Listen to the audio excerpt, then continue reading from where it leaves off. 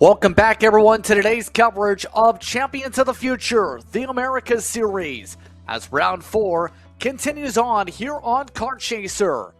Happy to have you with us from Winchester, California, K1 Circuit. I'm Justin Prince alongside Bradley Dalton for today. Nate Dean down trackside over the course of this weekend, as all these drivers have one mission: be able to survive today to set things up for tomorrow. These teams getting hard at work and ready to go to work for our first qualified heat of the day for the minis, for the mini and the under 10 drivers as well in your field. As you see all the engines fired up and just about ready to go here, Bradley, these drivers about to have a busy time on the racetrack as they get ready to fight for 7 laps. Yeah, that they are. Good morning, good afternoon, good evening, everybody. Whether you're live watching here as a Kart Chaser member, you're watching the VOD after the fact, or maybe you're with us trackside here listening to the wonderful sights and sounds of go-karts around this K1 circuit. This is going to be an exciting challenge here for these mini and mini under 10 drivers here. This is going to be one of those where I think, just kind of taking a look at how qualifying went, we're going to see a lot of great battles here, and as they get rolling, I think this is going to be one of those that we stand back later and we call this an absolute cinematic masterpiece. Quickly looking through, Asher Pizanski, part of the two Pizanskis on the pole. Maddox Carlucci will be on the second row. Pacioli in third spot, followed by Ventura Tavi. Then Carson Bishop in the top 6. August Strainer in the top 6 also. A lot of these names will scroll through quickly on your screen over the course of these heats here today. But as they all stagger about here, you have a wide range of nationalities as part of the competitors here, too. There's a lot of Americans, yes, but you have some drivers making the way from Mexico. You have a couple Canadians in the field. You have some as well from European countries looking to make their starts here today. I asked this before we eventually led into a discussion with the pole sitter Nate Dean had. I'll ask this to you. What do you feel will be some of the major notes and keys to take away from as we get set to go racing here for your qualifying heats? Yeah, some of the major notes and keys I got from qualifying today was that everyone's feeling different. I don't think that we're going to see just one driver come out and dominate. I don't think we're going to see drivers just absolutely run away here like drivers want to do. And like we've seen in previous rounds where you look through the results and it's the same driver who just won everything and had a great weekend. I think this is going to be a lot more competitive of a weekend. We're going to see a lot more battles up and down the field, and I think with all of these karts out on track, I think it's just going to be a case of, survive the early day. Remember, you're trying to get to the end of the day tomorrow. You don't want to throw it all away. Turn 1 here, the first heat of a Saturday. Definitely don't, especially over the course of this weekend. All those will set things up eventually for you, or you'll start things out for the super heats tomorrow, which will score a big amount of points. You see everybody getting ready for the tram lines here today. Some of the other notables to keep an eye on. Sebastian Matajazic will be amongst those in 7th, alongside Emiliano Hernandez, should say. Sebastian Ochi in amongst the top 10 also in some of your drivers. Let's get ready to go. The minis get the green. We're underway from K1 Circuit. Already mid-pack splitting out wide there. Everyone jostling out of position. 3 wide in the background. Up front, Bianski is still going to hold the run here early on, but everyone from about 5th place back, they just absolutely threw their hands up. It all shuffled, and well, who knows who went where. Everyone shuffled it around here. 7 laps of action, Justin, and already we've seen through the first few corners what the minis are going to do. What the minis want to do is find a way to get yourself in the lead pack. You see right now, at least 5 karts have kept an eye on that pack. There's a bit of a gap between 6 on back once those in the choo-choo train. Now, one of your best passing opportunities today, going to be right about this section here, give or take. The setup where you'll find the finish straight. Nobody may be able to make some dives quite yet in the train, but Zansky is the one leading things up. 4 spots gained already for Matajazic. Already gaining a lot of ground. One of the Precision Works entries. See him right now in the red and white kart, making his way as the pressure is on for the race lead, with the fastest lap going to second, not first.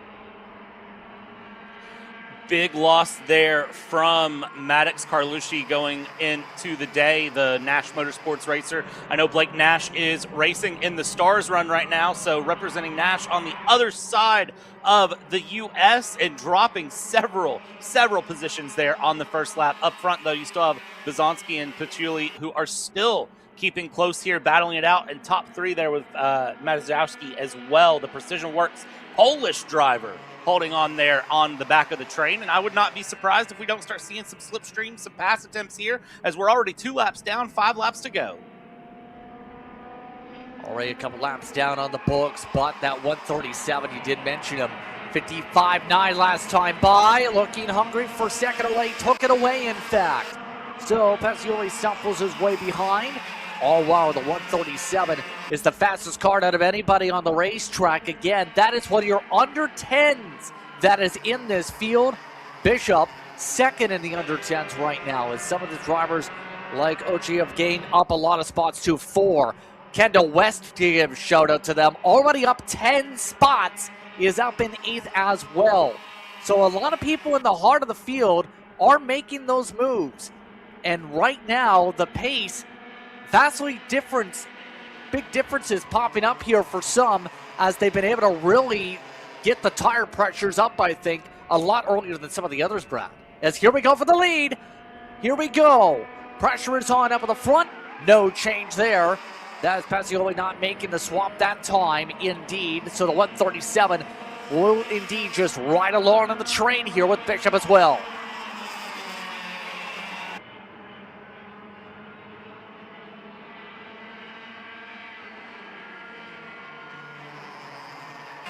They continue to squirrel around and try and get themselves situated about here on the track right now.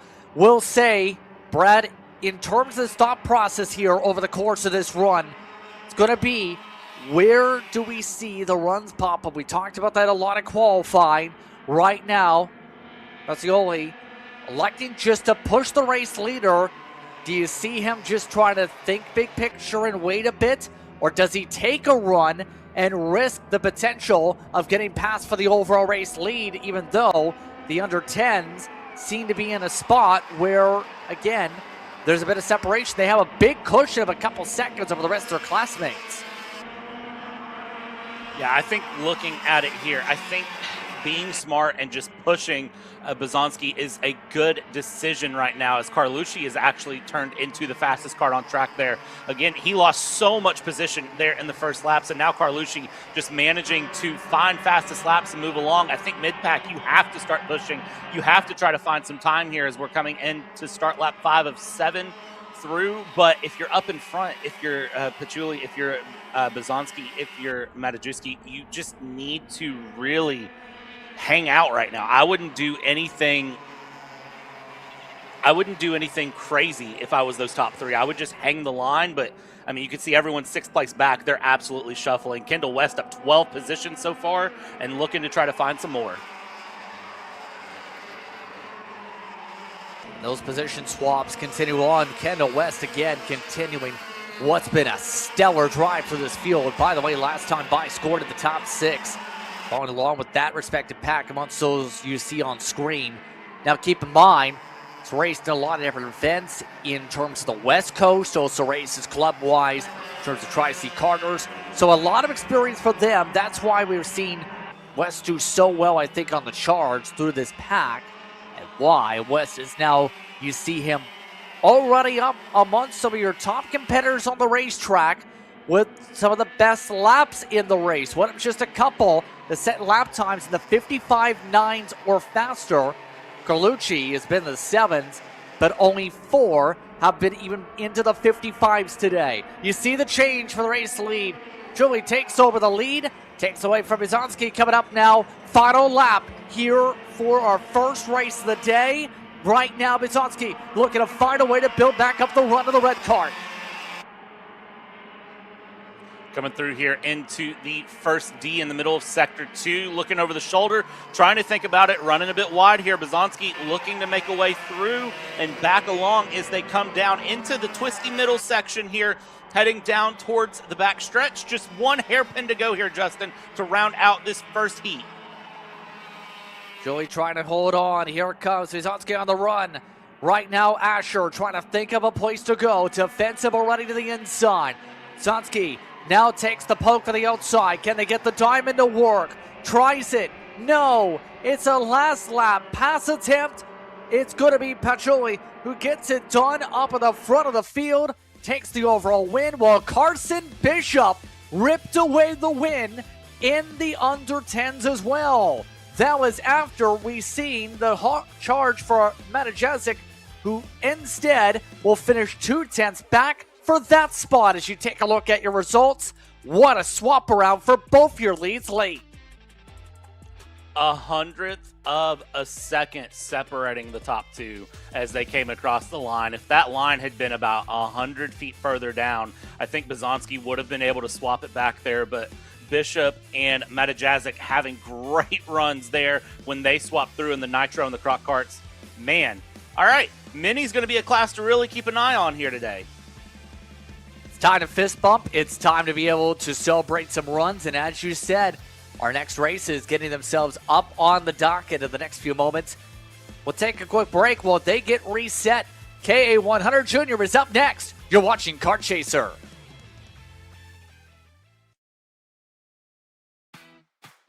Empire Karts, your trusted trackside kart specialist. Proudly supporting champions of the Future America Series, West Coast karting teams, and racers. Empire Karts, your trackside solution.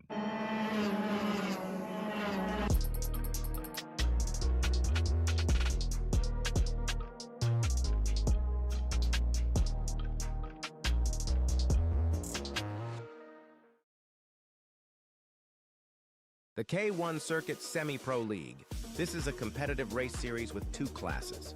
Junior Series for those who are under the age of 18, and the Senior Series for those who are 18 or older. If you think you have what it takes, come out and prove your skills on League Night. Both schedules are live on the K1 Circuit website. Your Kart Chaser live feed will resume shortly.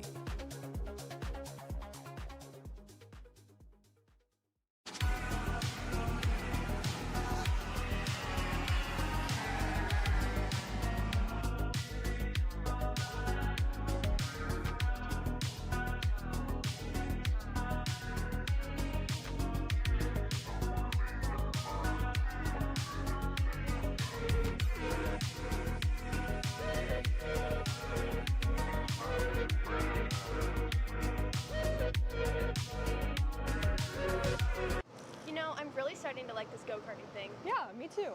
Oh my gosh, can I show you this cute dress I just got? Yes, of course. Oh my goodness, it's so cute. I just love shopping. I love shopping too. Oh my god. Wait, did you guys say you like shopping? Of Yeah. course. Well, dude, I have the perfect place to do that at. ShopPayCara.com. At ShopPayCara.com, you can get free shipping on orders $200 or more. You can get anything you want, like MXC rims, gloves, rib vests, shoes, anything that you need, all at ShopPayCara.com.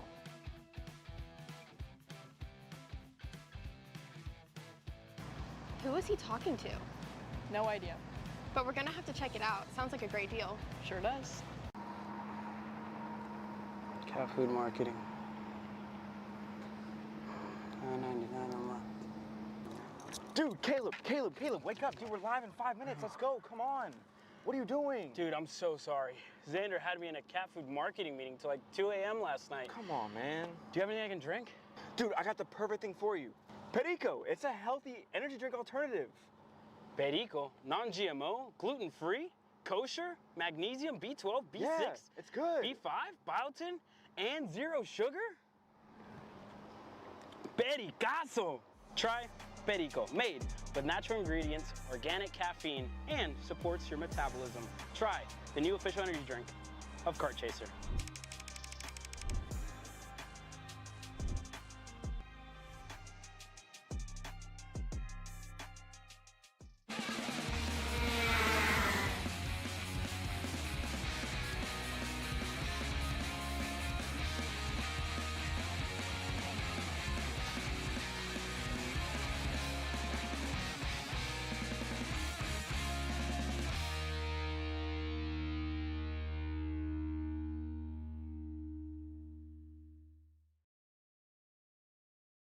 This is Henry. Henry feels sad.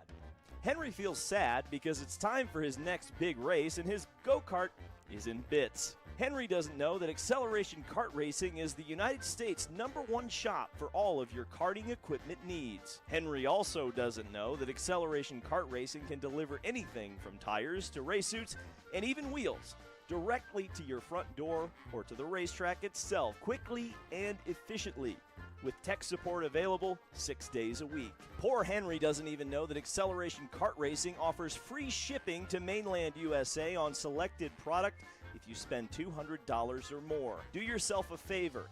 Go to accelerationkarting.com and make sure that you are never left stuck on the pre-grid with Henry. Be smart and don't be like Henry.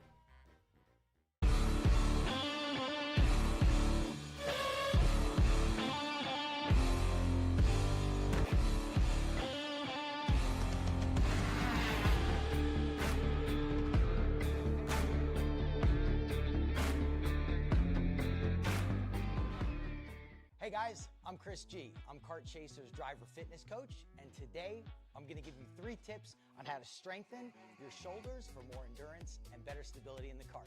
Here we go. Okay, so exercise number 1 is the front rope pull-through cable raises. Okay, now this is the upright cable row. What you are doing here is you're picking a straight bar, as you see, and we're working the side areas of our shoulders, the medial. Exercise number 3. The dumbbell shrugs. As you guys can tell, I like to pause at the top before releasing. It's great for your strength, for that wheel stability. It's great for those shoulders and that upper back area. Chris G coaching, race ready training that carries into real life. That's what we do here. See you on the next one.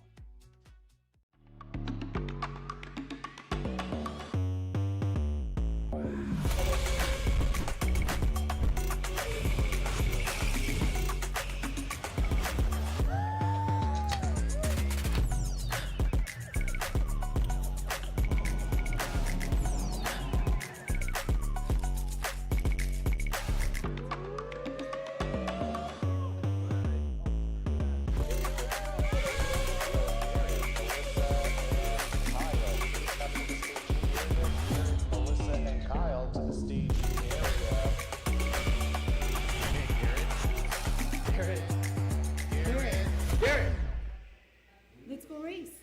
Come on, man. The K1 Circuit Semi-Pro League. This is a competitive race series with 2 classes. Junior Series for those who are under the age of 18, and the Senior Series for those who are 18 or older. If you think you have what it takes, come out and prove your skills on League Night. Both schedules are live on the K1 Circuit website.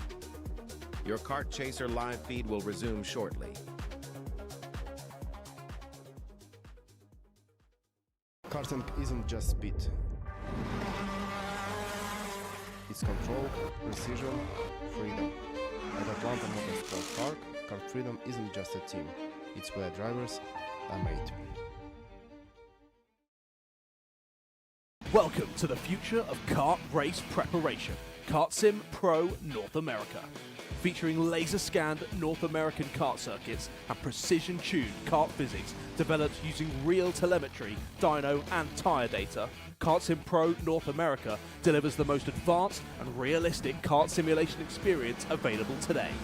Whether you're training for race day, refining your lines, or shaving tenths off your personal best, Kart Sim Pro gives you pro-level insight without leaving your home. Trusted by world champions, coaches and karting enthusiasts alike, this is where virtual practice translates into real-world performance. Experience the thrill, the challenge, and the edge. Kart Sim Pro North America. Use code CHASER20 to get 20% off today.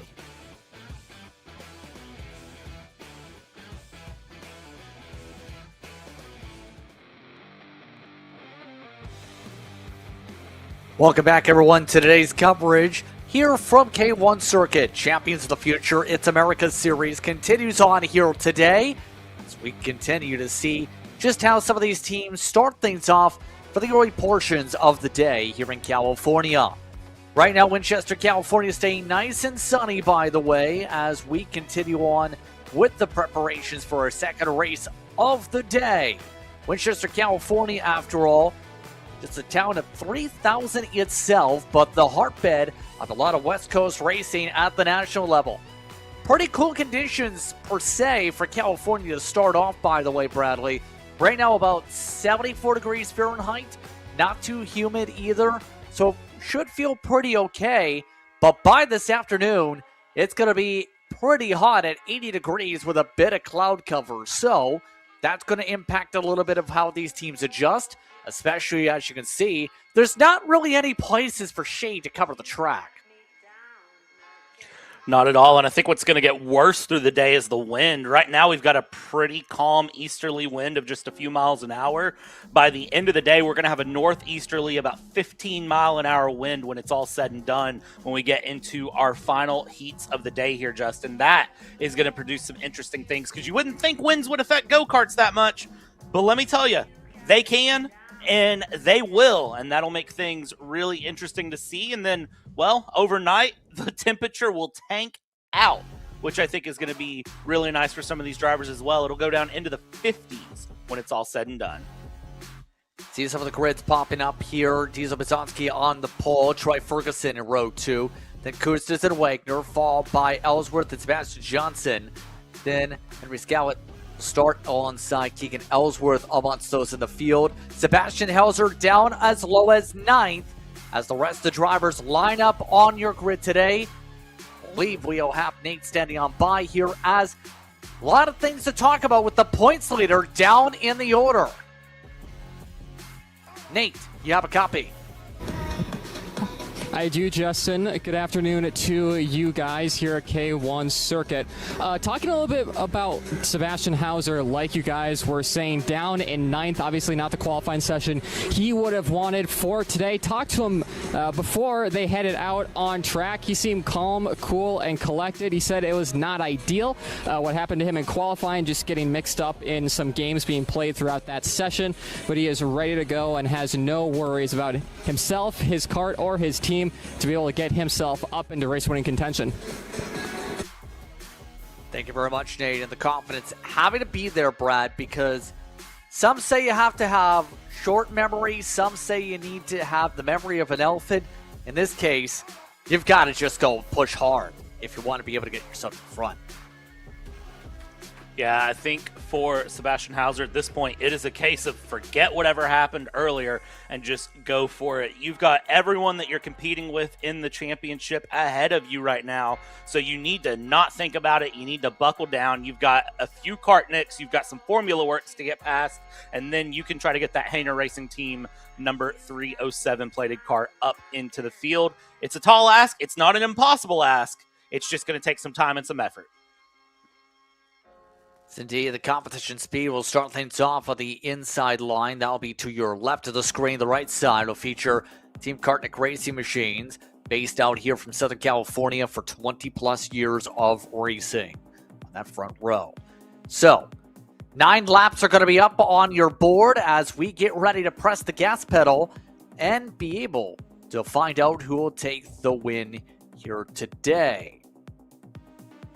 Are you ready to find out how K100 Jr. is going to fare out? We hope you are too. Here we go to the tram lines, waiting for the green flag. Green flag tucked, green flag out, green flag underway. Zatsky immediately tries to cover up the outside and slides up the track. Good start by Ferguson there as well, as it's 2 and 3 wide to the back. The front of the field makes its way through sector 1. And that is turn 1, doing turn 1 things here at K1. That is what happens whenever that inside line goes through. Here we go, dive to the inside along as we continue through position shuffling. That's Aran Spears, who has been trying to shuffle up and down the order as we go through. Coming through the middle sector, this is the twisty section. This is where you'll see guys really try to settle in line, not go for anything too crazy, but down towards the hairpin here. Well, Justin, this is the time where if you wanted to go for an inside late break move, it's a good place to do it. We see some karts trying to do it as we charge side by side in the front of the field to the line. Here we go, battling up in the front of the field as Bizanski having to play a little bit of defense there. That slap went to Ferguson to begin things off, by the way. Brendan Wagner up 1, a -3 for Kustas. -6 for Angelo Atkins, who started off around the 10th position. Rest of the field, though, quickly staying in a single file line outside the back of it. One of the Ellsworths trying to make a move. Hauser also amongst those trying to step away. So already with a lap in the books, the Bizanskis, remember, have looked steady all day, both of them so far, but Diesel is feeling a lot more pressure with how big the runs are coming up here, especially down the straight. A poke for second shows that with Wagner going back and forth with Ferguson. Wagner, great move down the inside there to get past Troy Ferguson. The formula works, getting past the Kartnik there, moving through. Fastest kart on track, though, is still the P4 kart, that 312-plated kart of Nixon Ellsworth. Fastest lap of anyone last lap through, so watch for him to start making his way along as he goes through here, heading into the first sector, or the first D of 2 as we go into sector 2. Down the inside, the 329 of Ferguson trying to make moves. Still trying to find a way to gain up spots, but right now Wagner in that Formula Works GFC continue to provide some pressure. Last time through in the 51.5s, remember, the lead space was in the 51.4s, but didn't have to make a pass. Wagner does make a pass. Wagner to the front, crossover. As we look at the mountains, these drivers try and find a way to make sure they don't have to climb up the mountain of spots. Right now, Ferguson amongst those able to get back as a result of that squabble. Here comes the run again. Bizanski looking to try and reset again, have to go single file, all while Hauser is amongst those in that shuffle at the back of the lead group. Wildness to start. Ellsworth, by the way, who's in this pack 2, is your fastest kart out of anybody. And you see how much Ellsworth is amongst those having a slice and dice. Now amongst those with a gap.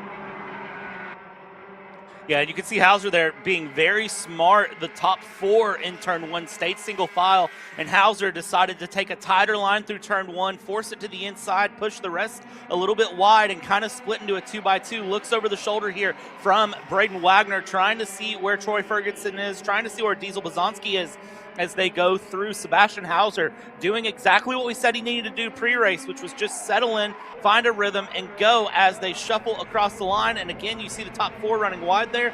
5th place, Sebastian Hauser. Look at that point forward. He has the goal. He said, I'm coming for you. Let's battle. Now Wagner, for his sake, has had a good start to his season, was amongst the top half of the field in K100 Junior when he made the trip over to Trackhouse Motorplex just a week ago for racing action over there. Also raced in a lot of different events at the national level. Also competed in a couple months ago here in K1 with an Air Series that was a part of the junior package. What I'm trying to say is Wagner normally, especially in these West Coast races, has been very competitive. And right now with half the race done, he's going to have to defend, but not able to block off. Ferguson able to jump his way through. Here comes Bizanski. He gets pulled on through for second yet again as all the karts continue to shuffle for the lead. This train is double-digit karts thick.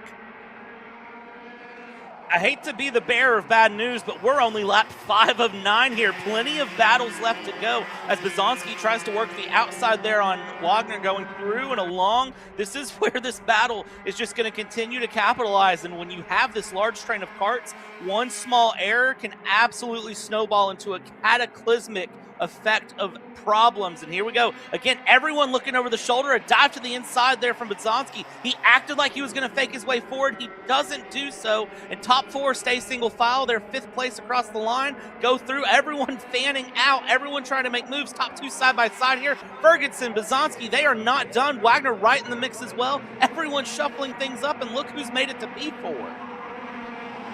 Absolutely. Hauser already there. As a result, you see him in the blue machine on the charge in the background. But the leaders yet again looking to square away that run to the final corner. Seems to be the most active spot. The Ellsworths, by the way, going to war. Keegan and Nixon, the two of them were side by side for a moment back there also. But with that in mind here, as they make their way down the hillside, we're coming up towards a couple laps to go here. These drivers quickly trying to say, let's work together from 4th and 5th.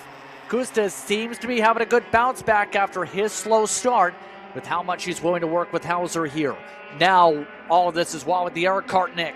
Ferguson will go to the lead. Ferguson, top 5 of the points entering tonight. now jumps himself up front. More side by side, more switching, more race lead changes. Bizanski was the one who got the lead lap of the line, and now is the one back up front, all while Hauser's in the top 3. Crazy to see all of this shuffling. Big slide there. Big side-by-side impact in the background outside of the top 6. Looks like everyone has kept it going, though. I think we are okay through. I believe that was Escalde who slid in, was trying to go for a hard break down the inside, slid through, and I think that was the card off. That was the 316 we saw slow. And look at that point forward there saying, hey, stop looking at me. Go, go. Wagner and Bizanski trying to work together. Bit of shuffling, a bit of squabbling as now they all make their way through for the final time around already. Bizanski trying to hold on in front. Wagner and Hauser in the top 3 for now. They'll work their way through Sector 1. Wagner stays on the rear end. Now, will there be a surprise move up for 5 is the question. Seen a couple there. Yellow flags from that sector. Doesn't stop Wagner for the move. Big move there to the inside from Wagner, working his way up. Bizanski, Hauser now battling it out here for second place. Wagner's got to just hold on here through the middle sector. He's got a bit of breathing room behind right now, which is exactly what he needs, probably about half a second through. And as they come in the final corner, Justin, he's just got to hold on here for half of a straightaway. Yeah, now just has to make it through. No issues, no problems in this sake. It's Wagner who takes the win over Bizanski. Hauser recovers to 3rd with a +6 on the day over Kustas. You have Troy Ferguson, who looked to be a contender, slipping down to 5th. What an exciting battle up towards the front today, as in the end, Wagner makes the move into 5, gets it by under half a second on the distance. You see some of the intervals pop up on screen. That was an eventful one, to say the very least. A lot of back and forth for the K100 Juniors, Bradley. A lot of big battles back and forth there, and just, I mean, amazing competition there from everyone. And Sebastian Hauser working it up into 3rd, but even then, not the only driver with big moves. Koa Saito in the Position 1 Motorsports 311 kart found 9 positions to work up into P10. Aran Spears was able to work up 6 places into P6. It's definitely an exciting one, to say the very least, as well. And +7, by the way, huge shout out to Daniel Ramirez. He is one of the drivers for Axis Kart Sport. +9 for Koa Saito, who is up for Position 1 Motorsports. So there's a lot to keep an eye on as a result after that one, Bradley. But all you can say is, busy battles. We still have 2 more races before the lunch break. Yeah, amazing racing going through. One thing I do notice here, Justin, just to kind of take a look, that pass for the lead was done with a yellow flag showing, as you mentioned there, when it happened. I'll be curious to see if anything is said about that going through, because there are rules stipulating yellow flags and what you should do in yellow flag zones in between the yellow and the green flags. So I would imagine that race control is going to take a look at that post-race, but you never know. We'll let the race control officials decide how things go there, but we'll take a break ourselves because we still have 2 more races to go for this morning. Next up, it's K100 Senior. You'll see that in a moment here on Kart Chaser.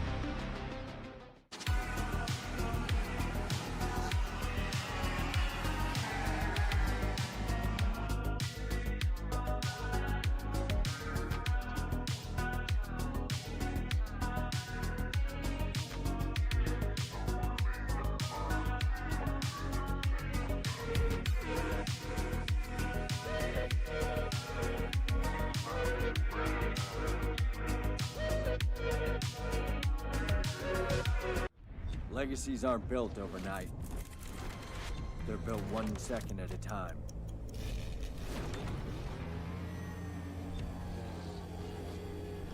Never taking a lap off, and always pushing the limits.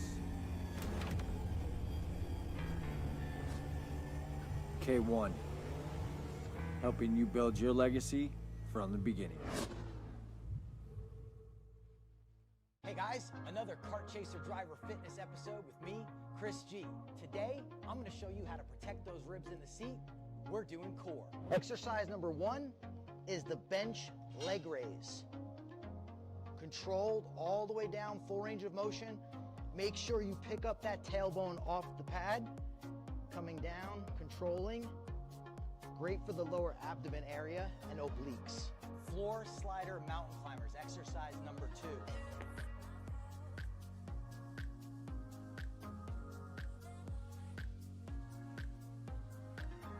Exercise number 3, the plate-loaded decline bench sit-up. I'll see you guys on the next episode of Chris G Coaching, race-ready training that carries into real life. That's what we do.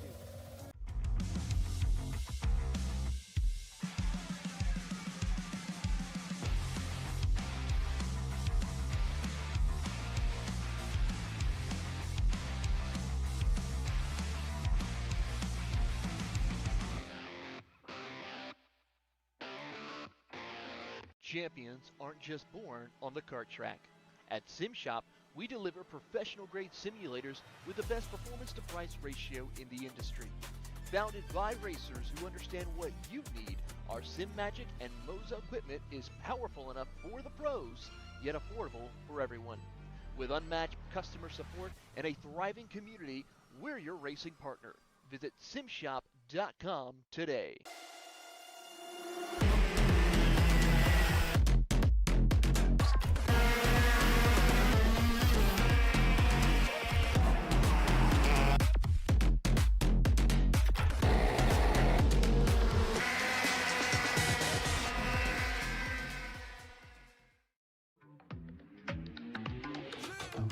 The day is ours and we seize it. Haters, man, they got reasons. Grab the moment, we freeze it. Go to the touch, oh, what a rush. Follow your heart, homie, go where the love. Let it rain, let it flow, let it flood. Swimming in good vibrations, it's a celebration. It's the liberation of everything we are. Every time you in the clouds, they gon' try to bring you down. Do not let them just go ahead and get it, get it, get it, get it. Are you ready to get behind the wheel? From Formula One to NASCAR and IndyCar, all the pros start here.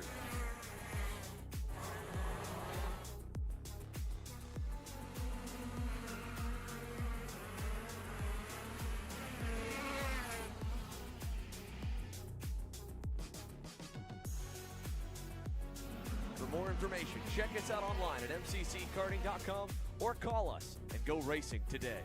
K1 Circuit, the world's greatest outdoor karting facility, is now open.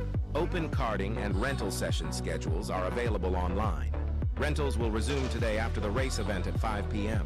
Thanks to Kart Chaser for live streaming the event at K1 Circuit. Your coverage will resume shortly.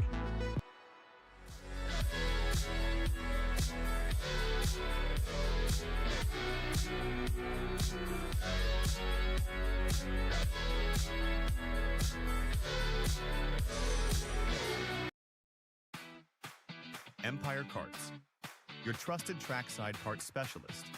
Proudly supporting champions of the Future America Series, West Coast karting teams, and racers. Empire Karts, your trackside solution.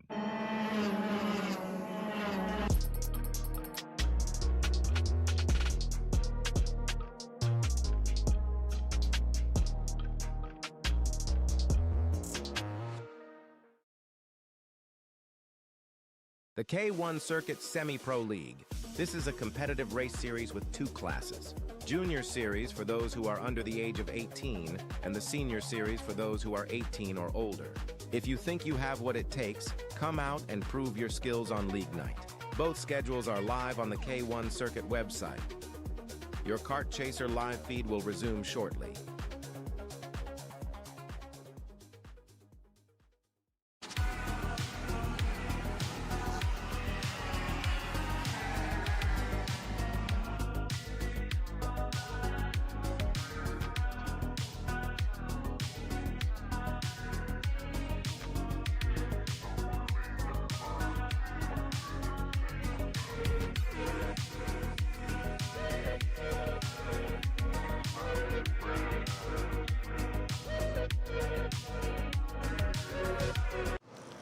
really starting to like this go-karting thing. Yeah, me too. Oh my gosh, can I show you this cute dress I just got? Yes, of course. Oh my goodness, it's so cute. I just love shopping. I love shopping too. Oh my gosh. Wait, did you guys say you like shopping? Of Yeah. course. Well, dude, I have the perfect place to do that at. ShopPayCarrot.com. At ShopPayCarrot.com, you can get free shipping on orders $200 or more. You can get anything you want, like MXC rims, gloves, rib vests, shoes, anything that you need, all at ShopPayCarrot.com.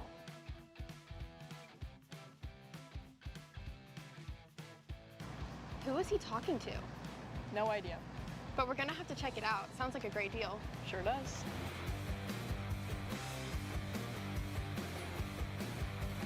Exiting the racetrack.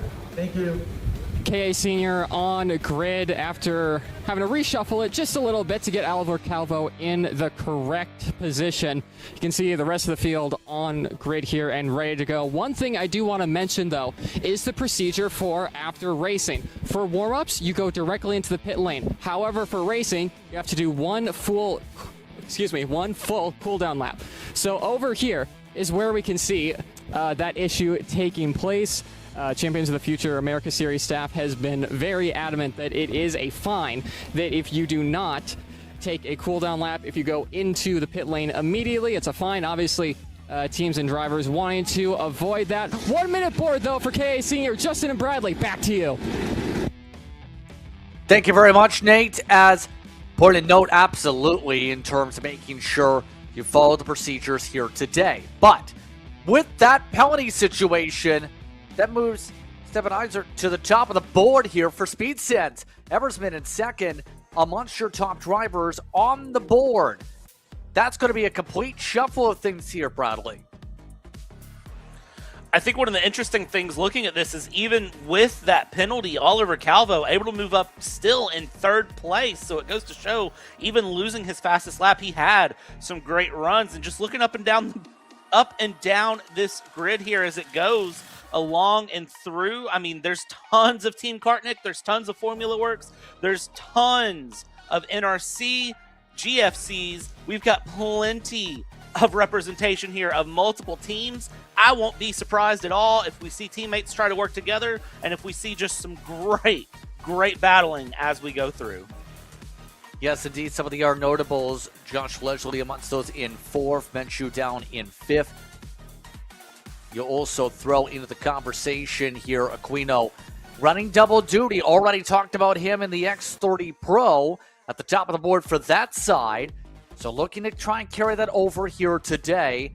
Once those towards the front. Jackson Gibson, also a notable name we've seen pop up. Joseph Hewitt, seen at the national level. And then you also throw in Matthew Cagle and Johnny Stamps, two of the top drivers in the point standings.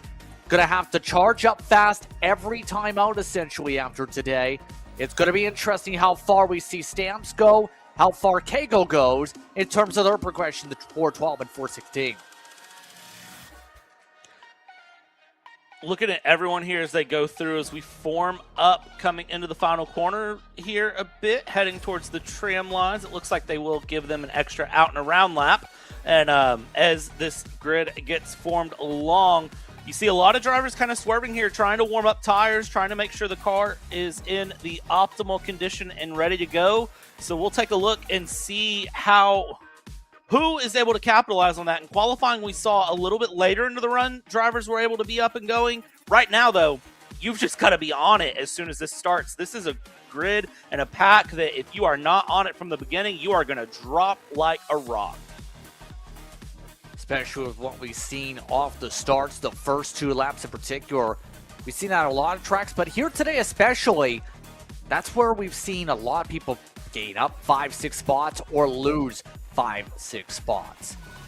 The drone looking to say hello to the field. You see plenty of those flying around here today getting the content, but the drivers will double up at the very least here today and set things up. Now, once again, to talk about things with point standings, remember Stamps has the points lead coming into today. That's with a gap of around 50-60 points coming in. Archer Eversman amongst those in the top. Matthew Cagle breaking out top three. Jackson Menshu in fourth with 146 points. Missed last round with Iser looking to gain up a lot of ground in the top five. Getting a chance to control things here today for Speed Sense. They'll make their way to the tram lines this time. Remember, full 10 laps now up on the board for our final 2 heats before we go and start the rotation again after lunch. The green flag is out. We're underway for K100 Senior. A busy pack of drivers of 30 plus ready to roar. We're underway. The Hornet's Nest was released, and you saw immediately everybody on that outside line close to the inside line and tried to hold it together here as we head towards the first D of 2 here on the track as we go along. And look up front here, everyone just shuffling through, everyone trying to find position, trying to get the single file run early on. No breakaways to be found. Everyone very much nose to tail all the way through the field, which is a little bit scary to see here early on. Yeah, it was interesting. Remember last time out, one of the notes from the first heat race last time was drivers like Keegan Kaminsky, who made an appearance, along with Eversman, had to throw the kitchen sink, if you will, at the GFC camp. Today, a bit more broken up with some of the Formula Works drivers down the order, but already Kegel up 7 on that opening lap alone. It's busy up front. Everybody with the runoff. Let's go 3 wide into the opening corners, why don't we? As a lot of those Kartniks go everywhere and scatter in the gold machines. That was almost 5 wide there going through. Pass for the lead down the inside. Hanging through the middle sector we go. And now let's go through the twisty bits here in the middle of the track. See what we can hold together as the Kart team is all over it. Those bright gold karts, third, fourth, and sixth currently there on your screen. Going along there, Speed Sense Motorsports, Steven Eisert in second, and Archer Eversman up in the front right now as they go along across the line for lap 2. Still holding single file down the inside. Will we see a pass into turn 1? We do before turn 1. Little wiggly on the brakes, but able to get it slowed down around turn 1, and that is a swap for the lead. Eisert once again up to the front of the field. Look at Sega Max making up some ground. Able to cut ahead. A lot of positions here. Join into the fray. Calvo, by the way, still holds on to the top 4 so far as they continue on with this situation. But as they continue to plot and plan here and work their way through, biggest mover is not Kegel, by the way. It's Cameron Perry for Lakeside in the heart of that back of the field. Up 15 so far. Race leaders scatter again as once again Calvo Montos spread along the side-by-side. Now the 436 snakes to the inside as Sega Max to the top 3. They'll swap again for third as way wide goes Max.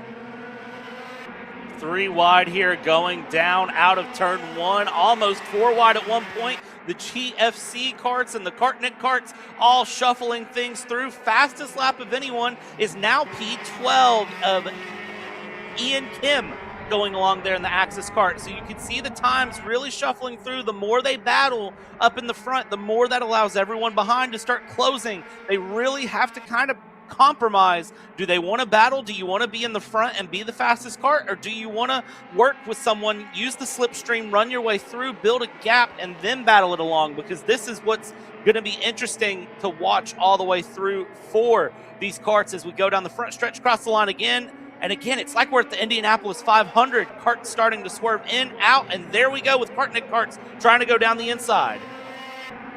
All of them trying to see how things scatter about as you see Jackson Manchu amongst those in the squabbles you see in the heart of this pack.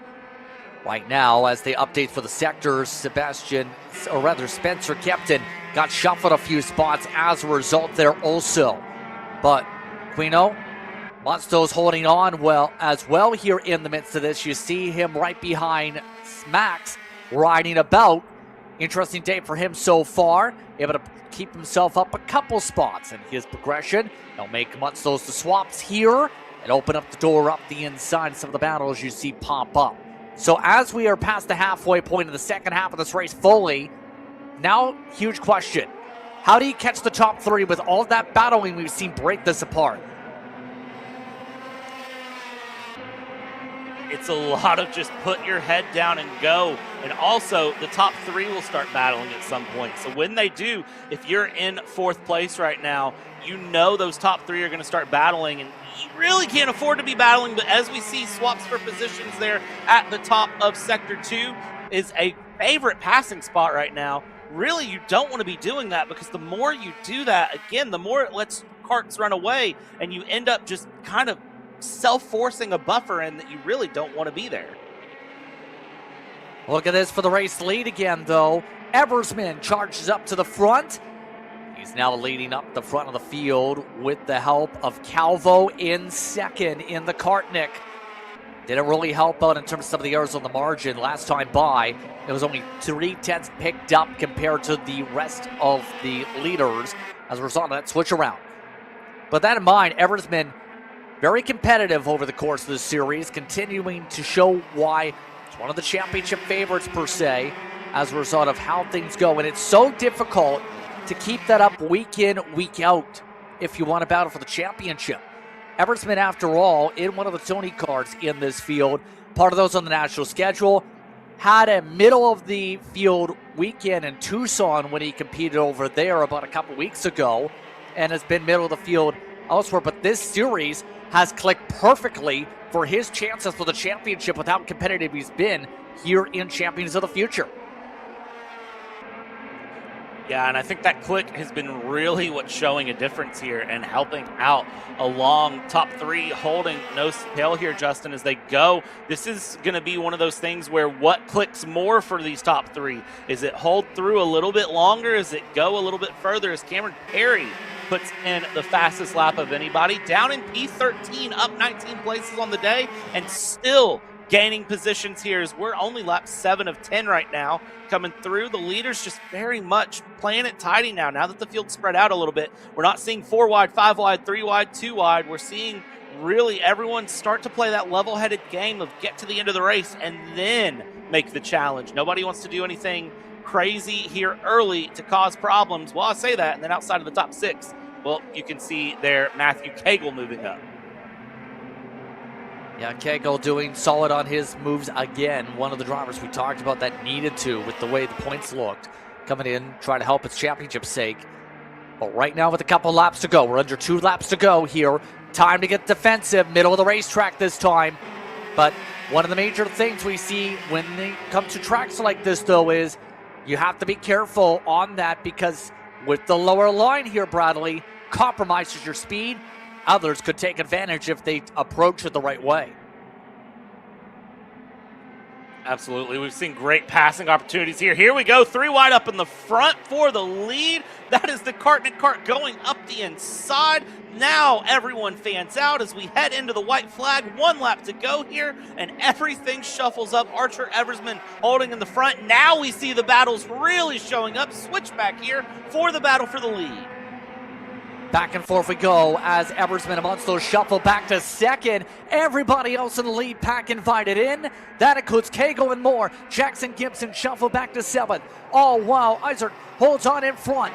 He tries to defend hard up at the front. They'll make their way through Sector 2. Eversman looking for the setup, but has Minshew on the prowl, who picked up a lot of spots with that Hornet's Nest.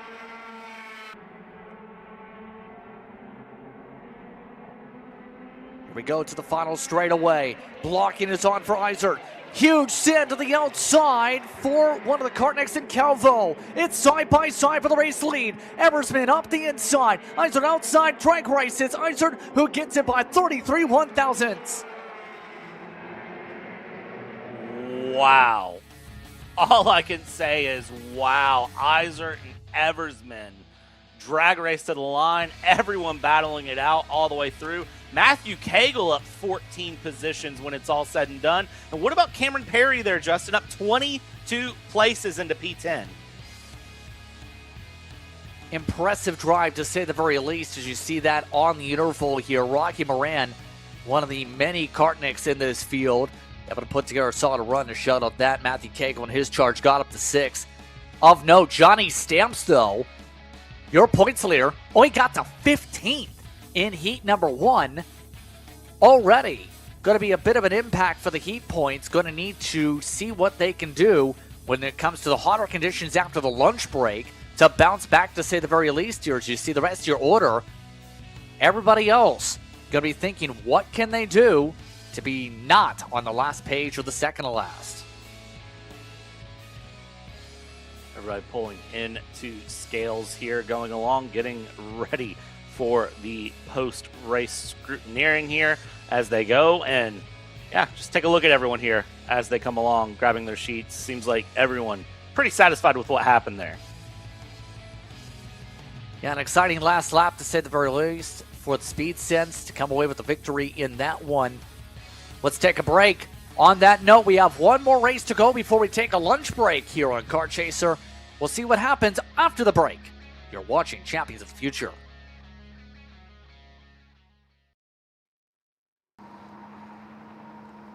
Cat food marketing. $9.99 a month. Dude, Caleb, wake up. Dude, we're live in 5 minutes. Let's go. Come on. What are you doing? Dude, I'm so sorry. Xander had me in a cat food marketing meeting till like 2 a.m. last night. Come on, man. Do you have anything I can drink? Dude, I got the perfect thing for you. Perico. It's a healthy energy drink alternative. Perico, non-GMO, gluten-free, kosher, magnesium, B12, B6, Yeah, it's good. B5, biotin, and zero sugar? Pericazo! Try Perico, made with natural ingredients, organic caffeine, and supports your metabolism. Try the new official energy drink of Kart Chaser.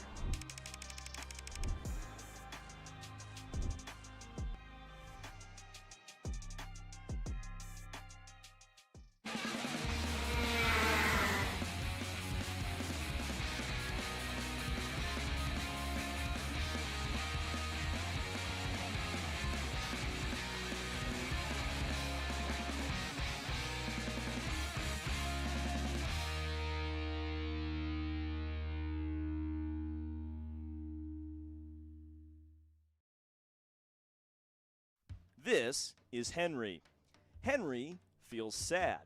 Henry feels sad because it's time for his next big race and his go-kart is in bits. Henry doesn't know that Acceleration Kart Racing is the United States' #1 shop for all of your karting equipment needs. Henry also doesn't know that Acceleration Kart Racing can deliver anything from tires to race suits and even wheels directly to your front door or to the racetrack itself, quickly and efficiently, with tech support available 6 days a week. Poor Henry doesn't even know that Acceleration Kart Racing offers free shipping to mainland USA on selected product if you spend $200 or more. Do yourself a favor.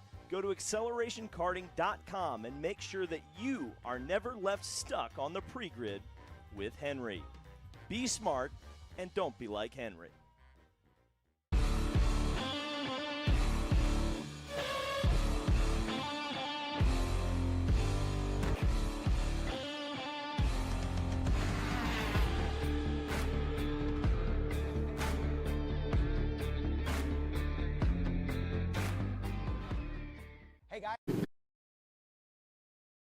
Well, a lot of chaos in that first qualifying heat for KA100 Senior, but Matthew Kagel seemingly finding your way through it, up, I believe, 14 spots, up into 6th for you. Not an ideal qualifying, but tell us how you made your way through that pack.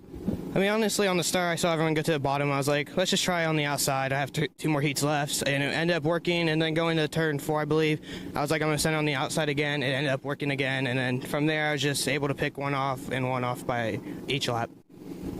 And obviously going back the past 3 rounds of the championship, it seems like you've always been coming from the back of the field and working your way up. Haven't had the best of luck. What do you think you can do to diminish that and get yourself on the top step this weekend?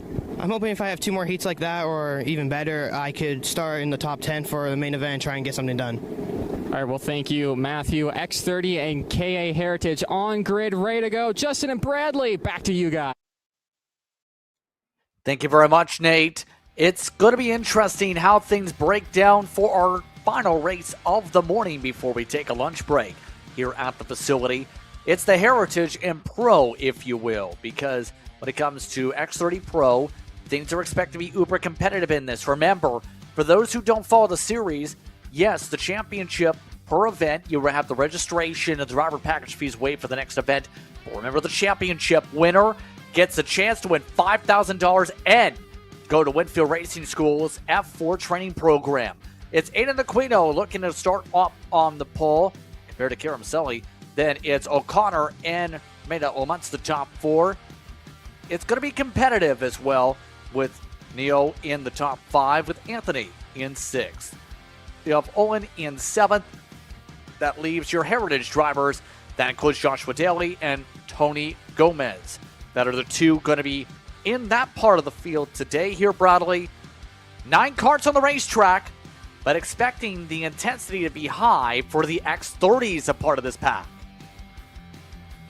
Yeah, I'm expecting nothing but a hard-fought run here in X30 all the way through. And honestly, between Joshua Daly and Tony Gomez, I wouldn't be surprised if we don't see a good battle between those 2 as well. You've got Tony Karts, Kart Republic, GFCs, Carlos Sainz karts out here. So plenty of kart variety to see right now as it goes along. And again, everyone here in X30 Pro, as you said, they are fighting for an F4 training program when it's all said and done at the end of the season. So they're gonna race hard, they're gonna race fair, but man, they're gonna race hard.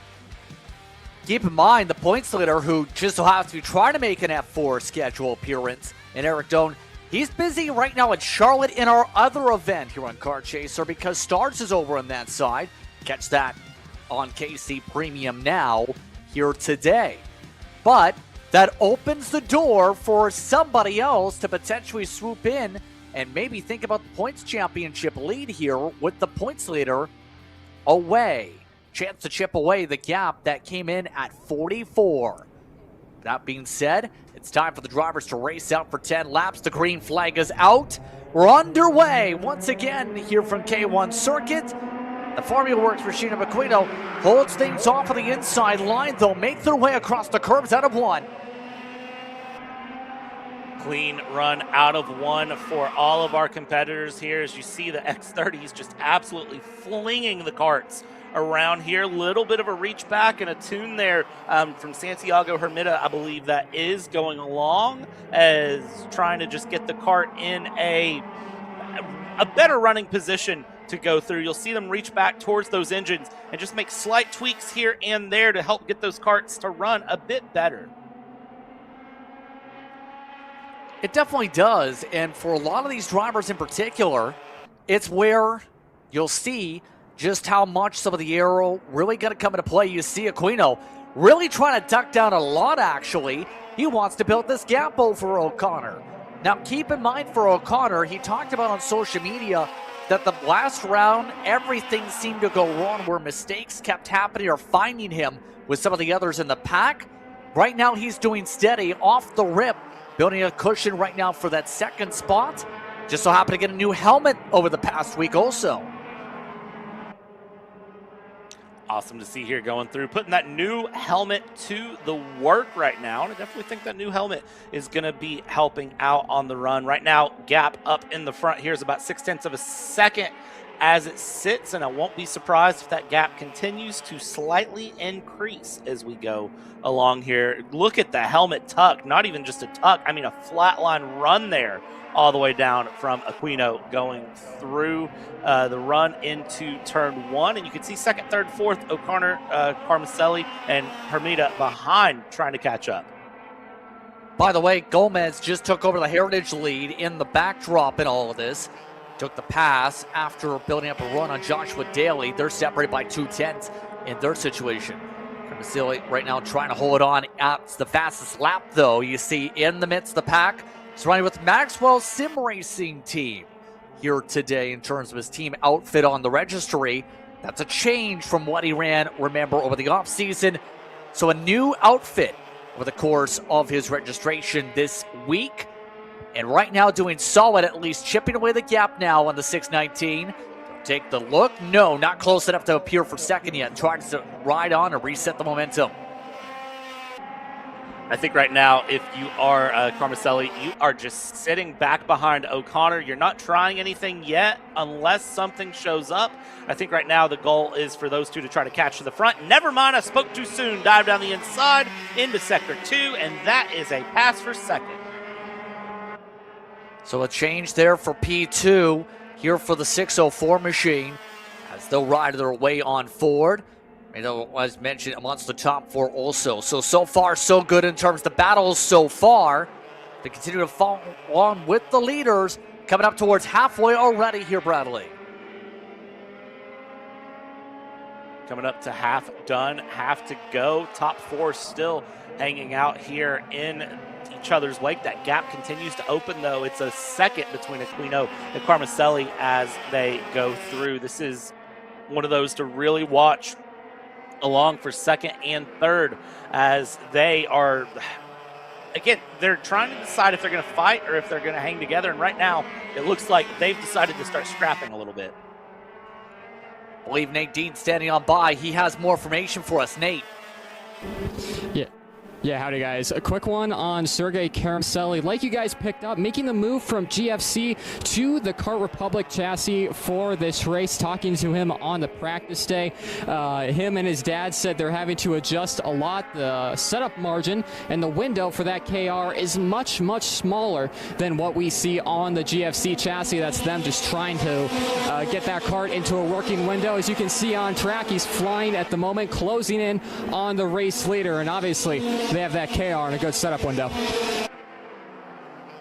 You mentioned a great point with the Kart Republic, absolutely. And obviously, with that tighter setup window per se here, Bradley, that's going to make things more difficult per se because you have to be more perfect when you have a smaller window like that.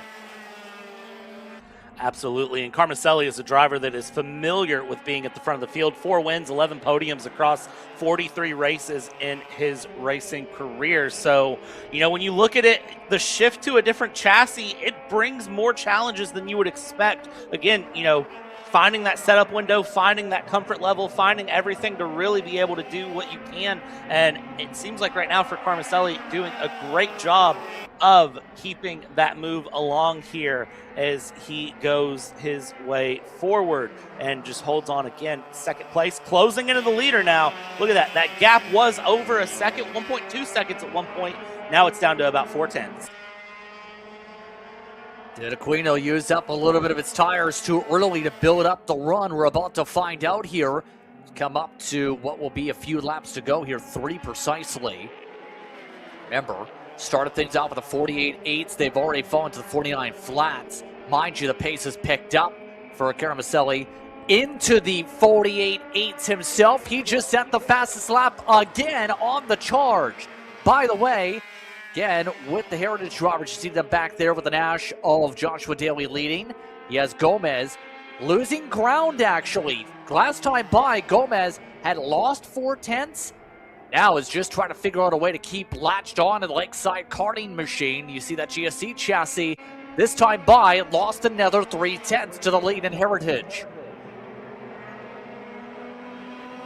That lead becoming all the more important here as we go through and along. It's just a great battle all the way through, honestly, that we're seeing continue its way along, even in the KA Heritage class. 2 karts here that are just sticking bumper to bumper and going through and really just keeping things honest with each other. Even though, again, that pace difference, I talked about it earlier, the weight difference, that pace difference is about 4 seconds a lap, which is kind of impressive, to be honest, that it's just 4 seconds a lap, considering all the differences between the two classes. I mean, there's 25 more CC just to start between the two motors, and then you add on the extra weight into Heritage as opposed to the X30 Pro.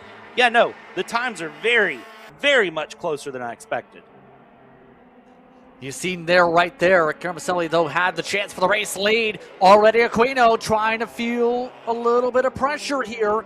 Look at the cut. Here comes Carmicelli. He gets alongside. A block back for Aquino for the white flag this time by. O'Connor waits in the popcorn seat. A slide of the tires for Aquino. Doesn't allow the run, though. O'Connor now looks to the outside. He looks for a good setup in the opening corners. Doesn't come as they work their way towards 5. Aquino doing a solid job on defense, has now built a small cushion, but misses the bottom. It's side by side for a moment, once again single file.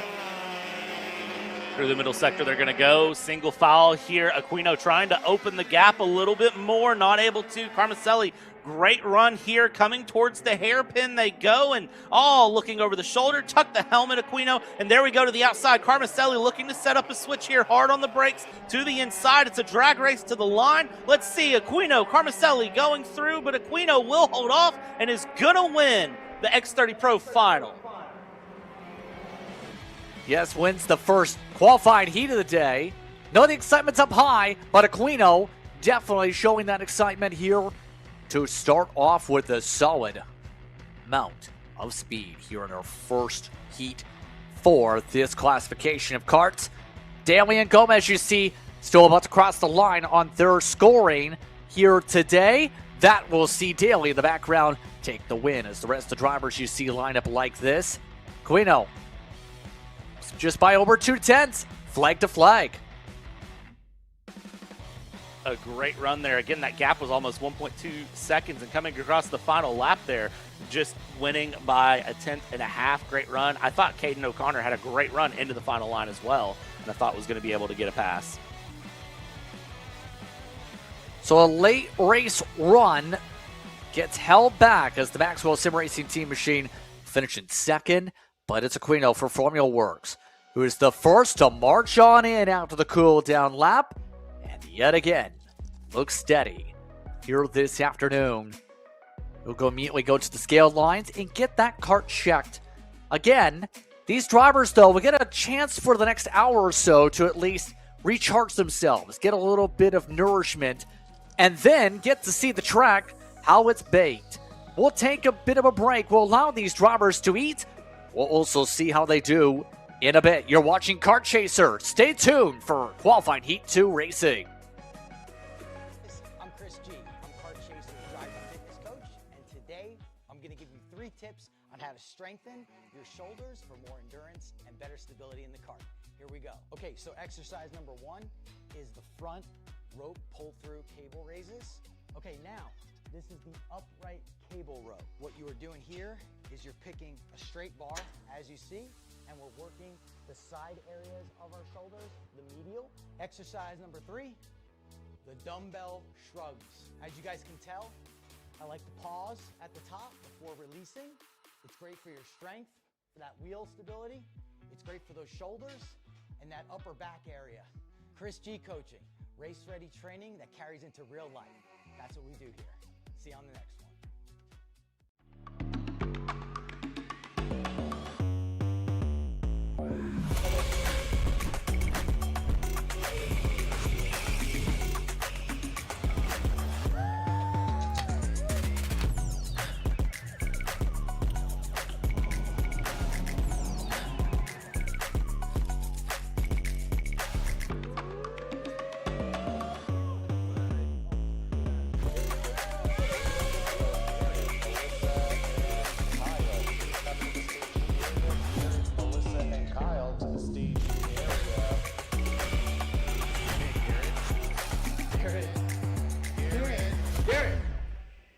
Let's go race. Come on, man.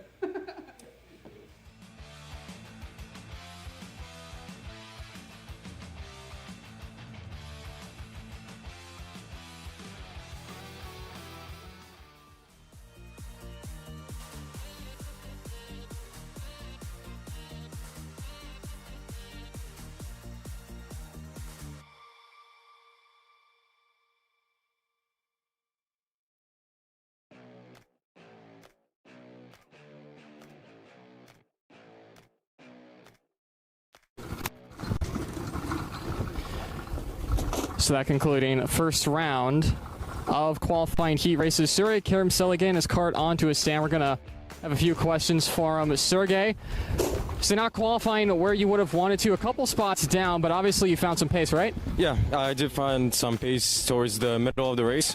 Obviously the start was horrible. I mean, I've lost 3 positions just on the start, so at least 4 or 5 laps of the race I was just catching, trying to make up those positions. But then I found the pace, I found the clear space in front of me to P1. So I was just catching the entire race, and then when I caught, I couldn't really make a pass on him, so it is what it is. I'm going to move you over here so just we get out of scale line. You can come on over here. Final question for you. We talked a little bit about how we set up the GFCs compared to the Kart Republics. Obviously, the Kart Republic having a much smaller window where you find that pace. Seems like you found a little bit of it between qualifying and the qualifying heat race. Obviously, you're not going to want to give away all your cards, but you also are the only Kart Republic in the field. So can you share a little bit with what you guys might have did or the road you went down? Kart Republic tends to be a very twitchy kart, so it was just a couple of adjustments that we did to make it calmer, and so a couple of adjustments about making it calmer, and then working on tire pressure is a lot of work, working with the carburetor too, and so when you do those things with the KR, it rewards you. Unfortunately, I wasn't in a very good position from the start, so if I wouldn't have messed up the start with the setup that I had for the heat race, he won, I think we would have been way higher than I ended up. All right, well, perfect. Thank you, Sergey. We'll let you get back to it. Again, that is the end of qualifying heat number 1. Justin and Bradley will be taking us through the rest of this break. It's been fun racing so far down here, fellas. Love to hear what the guys in the booth have to think. Well, to me, it's been interesting how the racing's fared out so far. We've seen some good defense when it comes to Aquino, but in the other races, especially the middle two, very active, Bradley, because the lead was not safe.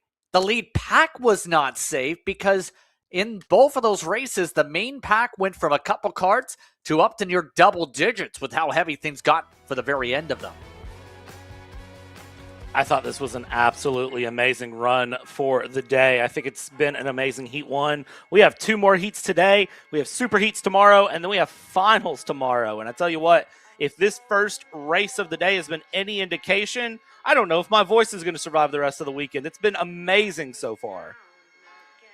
With that said, we mentioned it is the lunch break here for these competitors, so we'll watch around and listen in and be able to take a bit of a break here. We have 63 minutes you see in your upper right-hand corner of your screen for your countdown to green, and then we'll go racing once again for K1 Circuit. Again, it's time for a lunch break. You're watching Kart Chaser for today's coverage of Champions of the Future.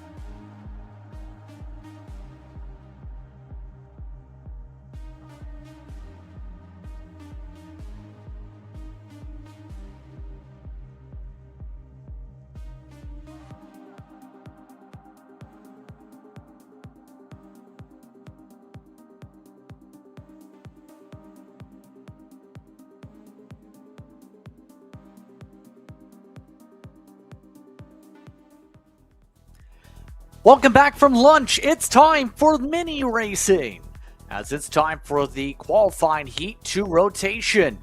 Take a look at your grid. Asher Bizanski on the pole, followed by Maddox Carlucci. Then you have Bachuli and Tabby, followed by Bishop and Strainer amongst your top few carts here. Of note, to get a clarification pronunciation for the Precision Works Machine, Sebastian Matijasic will start amongst the top runners here. Rest of the grid rolls on through. Happy to be back from lunch here, Brad. It should be interesting. Oh yeah, this is going to be a great race here to go through as we get the formation lap going. I believe Nate's down in pit lane with something for us as well, though, before we send Heat 2 through. Nate, what'd you get through lunch?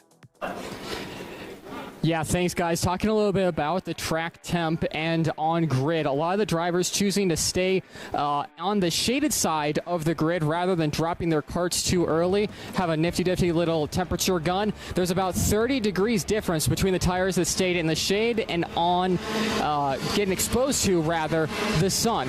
On track temperatures, however, have skyrocketed so much. On the grid temp for the asphalt we have here, around 75-ish degrees. On track, on the racing line, 134 degrees, guys. That is hot, to say the very least. Very hot. And with that being said, with how much the importance of shade was there for the tire temperatures, Brad, now this is going to be interesting where some of these drivers fare out. Remember, we talked it was already pretty hot for the air temp. Track temps are hotter than they were in Arizona a couple weeks ago. It's absolutely crazy to see the temp that high going through. That is just at the temperature where you can almost cook an egg. We're approaching that range to cook an egg right now, which is kind of wild to say out loud, I'm not going to lie, that it's hot enough on track that we could possibly cook an egg if we wanted to. Are you ready to try and find out how the minis and the under 10s are able to zip about? Remember, today, when it comes to the minis, they're in the 200s. The under 10s are in the 100s on your board. Green. We're underway for qualifying Heat 2. Zutski holds on in front of the bottom of the racetrack as we have contact. One driver sent off the racing circuit, at least two, in fact. Everybody else zips their way down the main straightaway as some of the drivers scatter about. That includes some of the under 10s involved, including Jackson Freckleton, who had to get zipping as everybody else battles up front. Big contact there early. Kart went up in the air and did a 180, came back down, thankfully rolling. I don't think too much damage done on that kart, but you know there was at least some sort of damage on that kart here. Top three zip their way along as they go through. This is going to be a case of save your tires and be kind to yourself. Be kind to your tires. I hope you're hydrated because this is going to be a warm race, and it's only going to get warmer as the sun continues to go in the sky. Here we go. Top three coming across the final corner. Looks over the shoulder. Look at all of the quick looks over the right shoulder from everyone as they go through. And as we cross the line, it is going to be Asher Bizanski up in the front as we get an AKR replay down on the bottom right. See right there as drivers blended 3-4 wide. A little bit of a lift and a spin around. That included a couple different carts. We have 17 scored. Kendall West, of note, was one of those carts, though. And that is huge. That was your biggest mover in the last race, Bradley. Kendall West, I guess, just wants to do a last to first challenge. Every single qualifying heat today was up 12 places in the first heat, now tumbles down the order, sitting in P18. We'll see where Kendall West can recover, if there is a recovery to be found here. That was big impacts there early on. So for his kart, it'll probably be a case of just getting that Position 1 Motorsports kart together and ready to go for qualifying heat number 3 later. Look at this serpentine down the inside. Bizanski trying to defend down the inside as we go along and able to do so over Pachuli. And now they come out of turn 1. Look at this, and you see the point forward. It's, hey, don't attack me. Let's just run away. Yeah, right now, keep in mind, the 204 is the fastest car on the track, and if they start squabbling, that will set up the 204 absolutely for an opportunity here. That being said here, Bizanski, remember earlier on in the day, lost the lead in the final moments in terms of the battles, looking not to have that happen this time. So if you were thinking about what you've seen on the tape here, Bradley. Now what's the approach? Hold on that thought. The tape says let's make a pass. So just like that, late change already with the move into the final corner again. Patchouli there going through the inside along. Look in the back there. That is Bishop looking to make a move down the inside, I believe, here as they go. Top four hanging on their nose to tail as they go. Two of those are the Nash Motorsport karts of Colucci and Tavi hanging out in third and fourth going through. And again, Blake Nash over on the East Coast competing in Stars. Right now, West Coast, he's got drivers representing his team, battling it out right now, looking to get up into the top gear in Mini. Canada West on their own continue to set the fastest laps, by the way. The downside is 8 seconds back of the nearest kart. So West is flying. Should be one of the hard chargers to try at least get into a decent upper mid-pack spot later on for tomorrow if they're able to avoid trouble in heat number 3. But we're past the halfway point already. Coming on through, starting lap 5 here. Julie now under attack by a couple. Carlucci amongst those who go on through. That includes Bizanski taking the lead right back, side by side with some of the Nash Motorsports karts taking the work, as that has allowed the pack to go from 4 back up to 7. Your top drivers when it comes to your under 10s are also in the mix, by the way, still led by Bishop in the midst of this train. And look at all of those GFC and Kartnik karts, Postel, Ochi, Jin, and Dulescu, who are back in the back, that 8th place on group. They are starting to close in as well, little by little. Gap is 3 seconds. It has been larger, though, as it goes, so I'm curious to see as we go later into this race, if this whole top group just starts battling, just starts fighting, what happens with everyone behind? Do we suddenly take 7 karts and turn it into 20 as we go side by side here down the front stretch for the lead? Bizanski and Carlucci going side by side, and both of the Nash Motorsports drivers, Carlucci and Tavi, diving down the inside there, able to get the pass for first, and Bizanski down into third. That shuffle again, continuing on with less than a couple laps to go now. The Nash Motorsports machines 1 and 2. Carlucci dropping the normal line that time, the run through 5. By the way, your heart is charged for those who want to keep track. There's only a +4.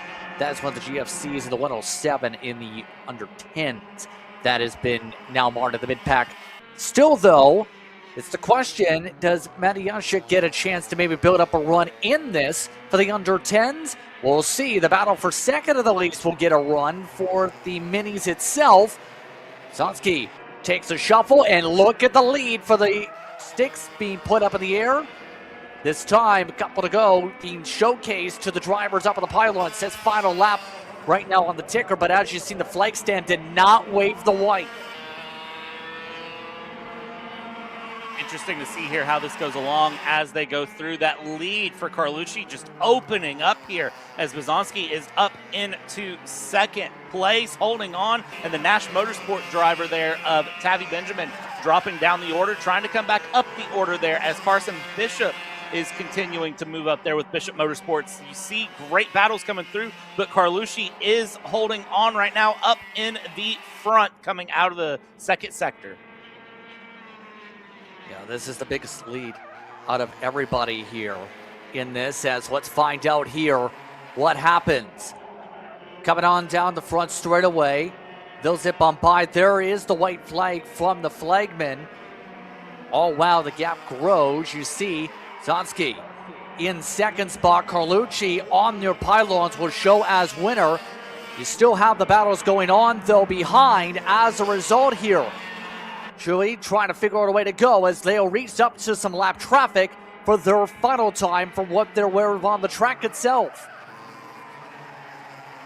Bizanski, Palucci, and Benjamin Tavi here hanging on and along as they go down the middle sector here, swerving left, swerving right, and all the while you have Maddox Carlucci, who's now caught up to lap traffic and is trying to negotiate the lap traffic. That's going to cause a little bit of a problem here. Is that going to, at the same time, save, though, into the hairpin? Let's see how this goes across the line.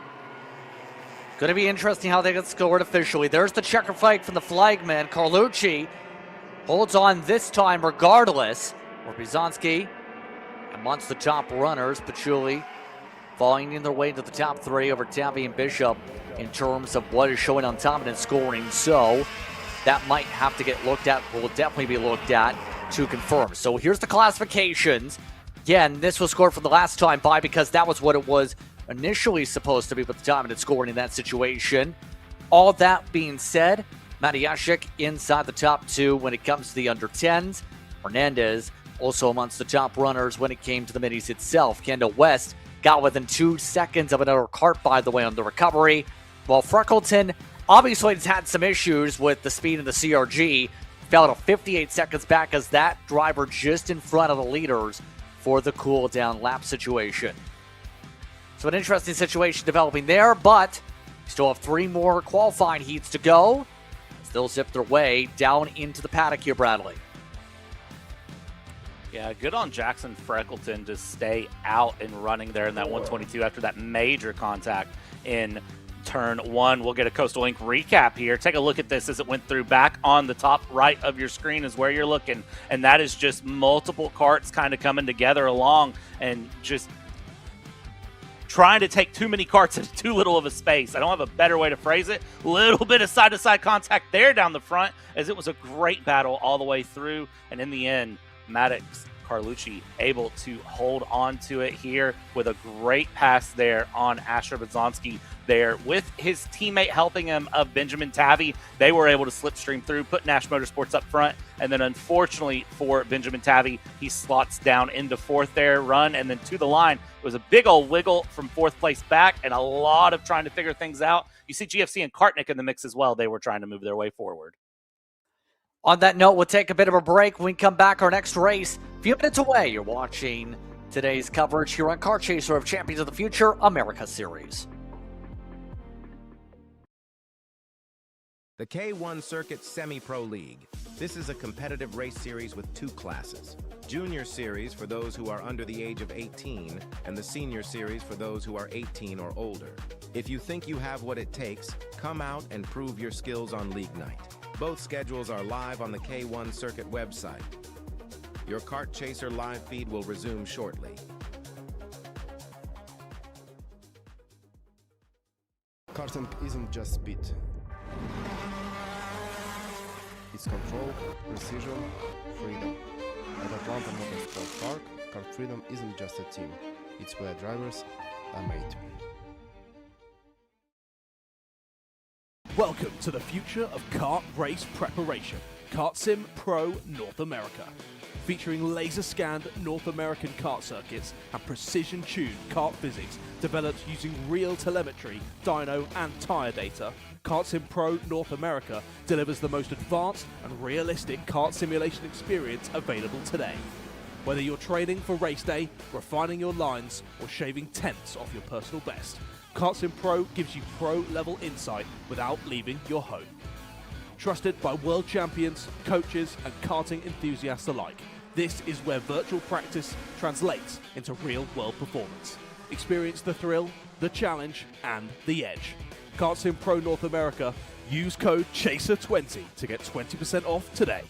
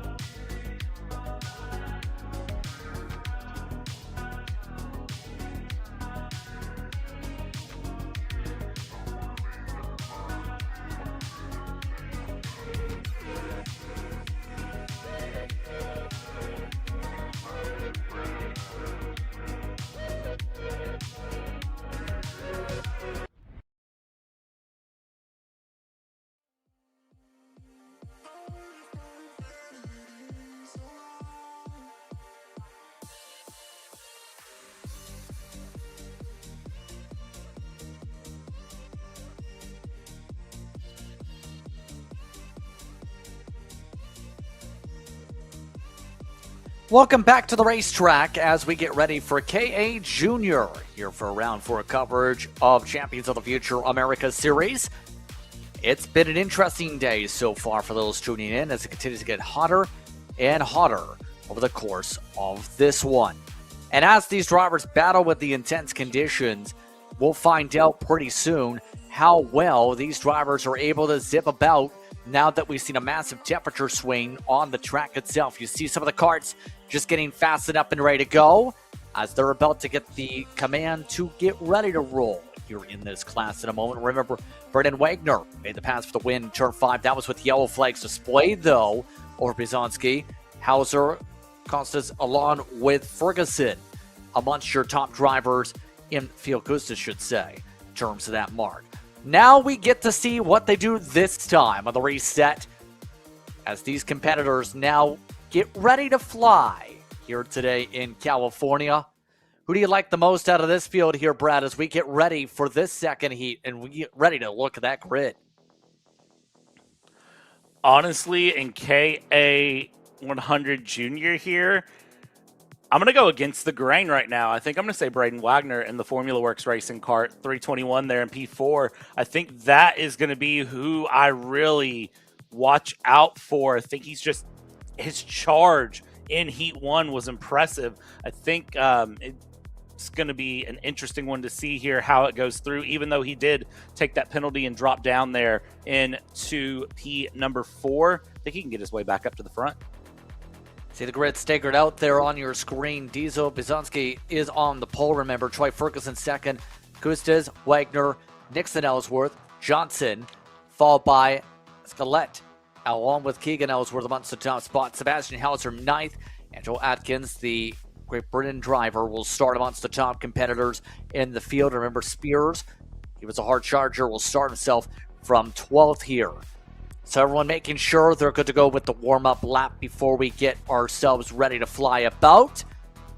Could be very interesting to see what happens with a mixture of Formula Works and Kartniks trying to compete with the competition speed that will control this field off the rip. Now, challenge will be trying to figure out a way to battle without losing too many spots because we've seen how much that pack closed up. The second lead intensified so far in KA. This is going to be one that, again, I think turn 1 is going to come up and just be challenging. It's hot. The heat is there. And you can see telling them to get into line here as they come down towards the hairpin. It's warm. Everyone's feeling good. I think this is going to be a great battle to the end. So this field will get ready to make its way out of the final corner once again, up through turn 9, and set up for the tram line. It's a little bit of a bobble out for Bizanski, but they're able to line back up quickly. Green flag waves were underway. 9 laps are on the board. 9. As there goes the block attempts. Bizanski trying to hold off both lines for a moment, while Ferguson holds on for second to begin. One kart already off in the back of the shot there, but everybody else making their way through and snaking along. You've got a competition speed and a Kartnik that are now battling it up in the front here as they go through. And, well, it does look like Braden Wagner was able to get up into P3 there early on, and now we watch this battle continue its way through as now we've split up the Kartniks, we've split up the Formula Works, we've got competition speed leading, and this is where things start to get really interesting because now teammates are not near each other. You can't work as a team. Now you just have to absolutely duel it out. Shop AKR replay in the bottom right there. There's your turn 1 spin. Thankfully does not come back out into the field. And that was a hard bump from the rear there. It's hard to tell who hit him, but somebody gave a hard shove to the rear there to, it looks like that was Bizanski actually. Interesting to say the very least. We'll make sure on the scoring there in terms of that situation. But as things continue on, you see how everyone else fares out of the front of the field as you see some of the Kartniks under attack. A lot of these competitors just quite simply trying to square themselves away after that. The driver that went around is Faye Simone, I believe, who was the one in the 106s after the spin around on times one of the Nash Motorsport machines. Now, keep in mind with that being said, as lap 2 complete, Hauser has an opportunity once again to charge. I believe he's already cut ahead several of the drivers in the main group as they continue to try and figure out the way to start towards the front. Already one of the karts to watch on the weekend with some of the ability to charge we've seen. Absolutely, and that is Diesel Bazanski leading this group here in the front as they go along here and continue their way through. Dive down the inside, 2-for-1 special. That's the way to get a pass. But now what have you done? You've put the Kartnik teammates back together there in the front of the mid-pack here, or the middle of the front pack here. Let's say that the right order here as they come along here into the final corner and look over the right shoulder for Bazanski. Recognizes very quickly there's a little bit of a gap. Dive down the inside here for second place. Able to take it away as a result as they'll zip on by this time. Bazanski gets shuffled. Wagner is now in P2. Now to clarify in terms of situation here, for those that are in the lead group, it's technically on your screen going to show up as 16th to 20th. You do the math that way. They're your top drivers. Then it's going to be Escalette, who is the next driver back. Spears, by the way, fastest car, is amongst the top 10 overall, give or take, now on the racetrack with that, as everything calculates back up front and resorts itself.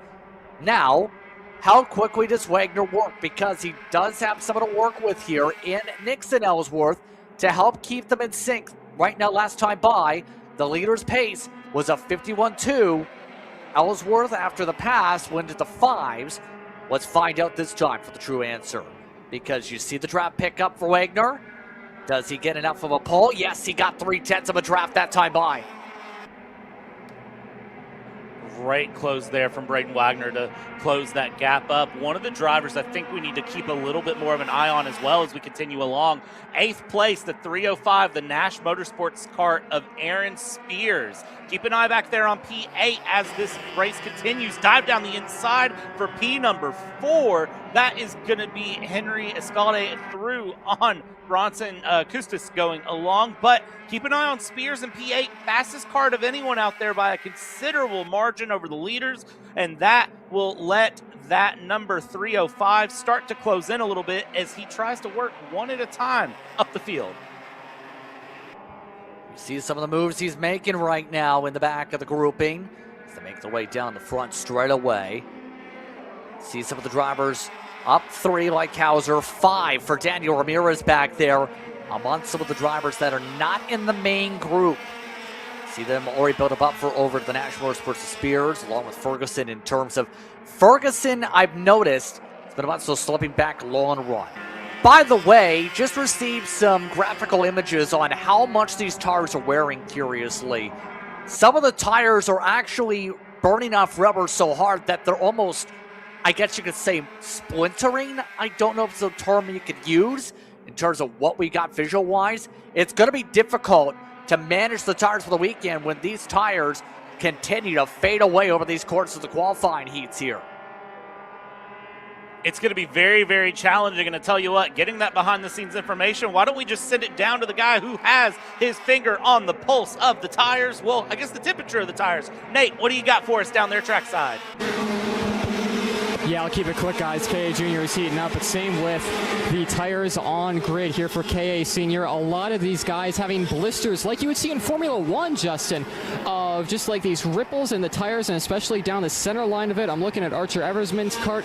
It's not looking too hot. Same with Steven Eisert. It's the right rear of these tires that are really struggling. Same a little bit with the front end. Not as bad as the rears, but you have to think, Justin and Bradley, throughout the weekend as we go on, especially once we go into the superheats tomorrow on the same set of tires, tire preservation is going to be a huge factor going into the superheats.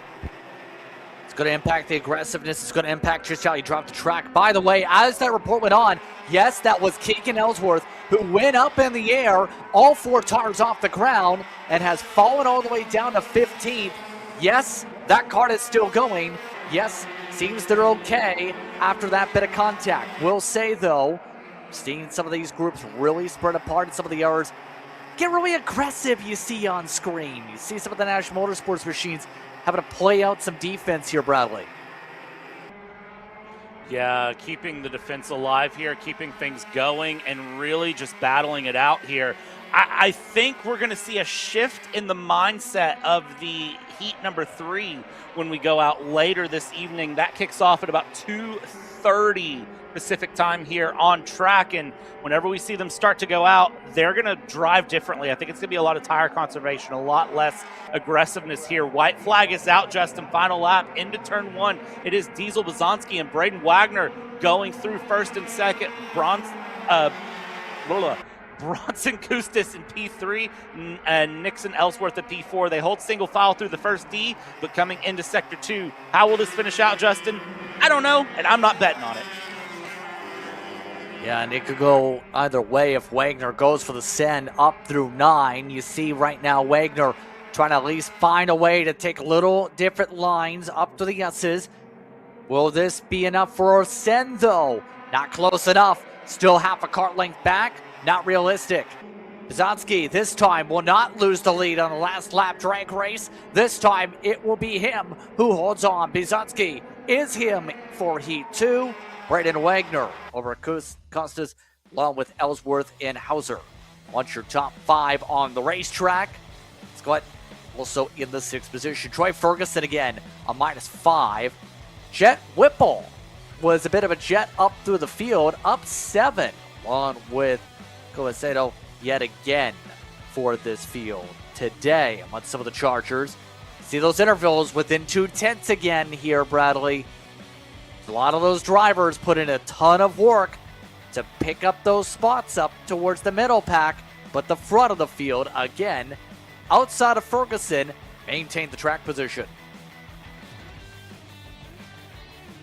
I tell you what, going into heat number 3, you're going to see a split strategy. Some drivers are going to take advantage of heat 3 and charge. Some are going to go real slow here as you see everyone pulling in here to the run. Let's dial up another Coastal Inc. recap of that KA100 junior qualifying because that was amazing. It definitely was amazing scene. Let's take a look at that one more time as everyone went 2x2. A lot of them trying to keep it the shade, but Bizanski tried to hold on as spins happened to the back of the field. Everybody else, though, was trying to figure out what's the best way to at least get their track position. That helped out Bizanski in his situation because he was able to preserve the tires. Drivers like Hauser, like Ferguson, try to maintain. Hauser in particular got to the head of the second pack. Then he had some contact, break up the 3rd and 4th groups. All well, Bizanski went flag to flag for your Coastal Inc. recap today for Champions of the Future.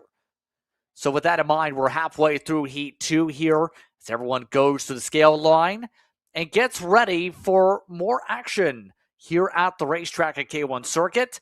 So these drivers have a few more moments before they get back to racing here, Bradley. This is going to be a fun senior race coming up for KA. I cannot wait for the KA senior race. I think it's going to be absolutely ecstatic.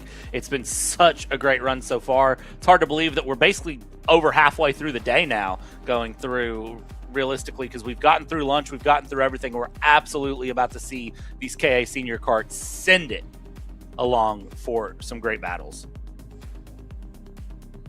I think that's the key word coming up here. Why don't we send it somewhere in terms of why not send it to a break? Because today's coverage, getting ready for our next racing in a few minutes' time. You're watching Kart Chaser from K1 Circuit. Legacies aren't built overnight. They're built 1 second at a time.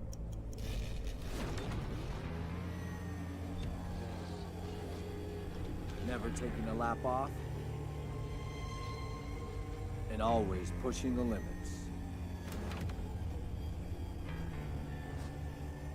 K1, helping you build your legacy from the beginning. Hey guys, another Kart Chaser Driver Fitness episode with me, Chris G. Today, I'm going to show you how to protect those ribs in the seat.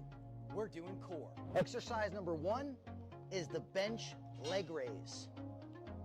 Controlled all the way down, full range of motion. Make sure you pick up that tailbone off the pad.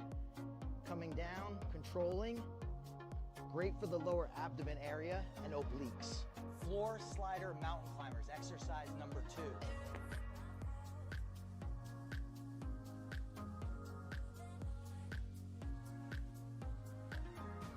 Exercise number 3, the plate-loaded decline bench sit-up. I'll see you guys on the next episode of Chris G Coaching, race-ready training that carries into real life. That's what we do. Well, we're down here with Braden Wagner, P2 on the road. It's been good so far this weekend. A little bit of a struggle from last weekend. What's been the change that you guys have made to be able to get you back at the front of the pack? Not too much of a change. We just got to be really consistent and everything. Get the engines, everything. Just make sure we're smooth, consistent, keep it up there in the points, and hopefully I can just get up front for the main event. Really quick, we saw on the KA Senior Grid that tire wear and having to manage that throughout a weekend is something you guys are really going to have to do with these hot track temps. How have you guys in GFC Formula Works been managing that?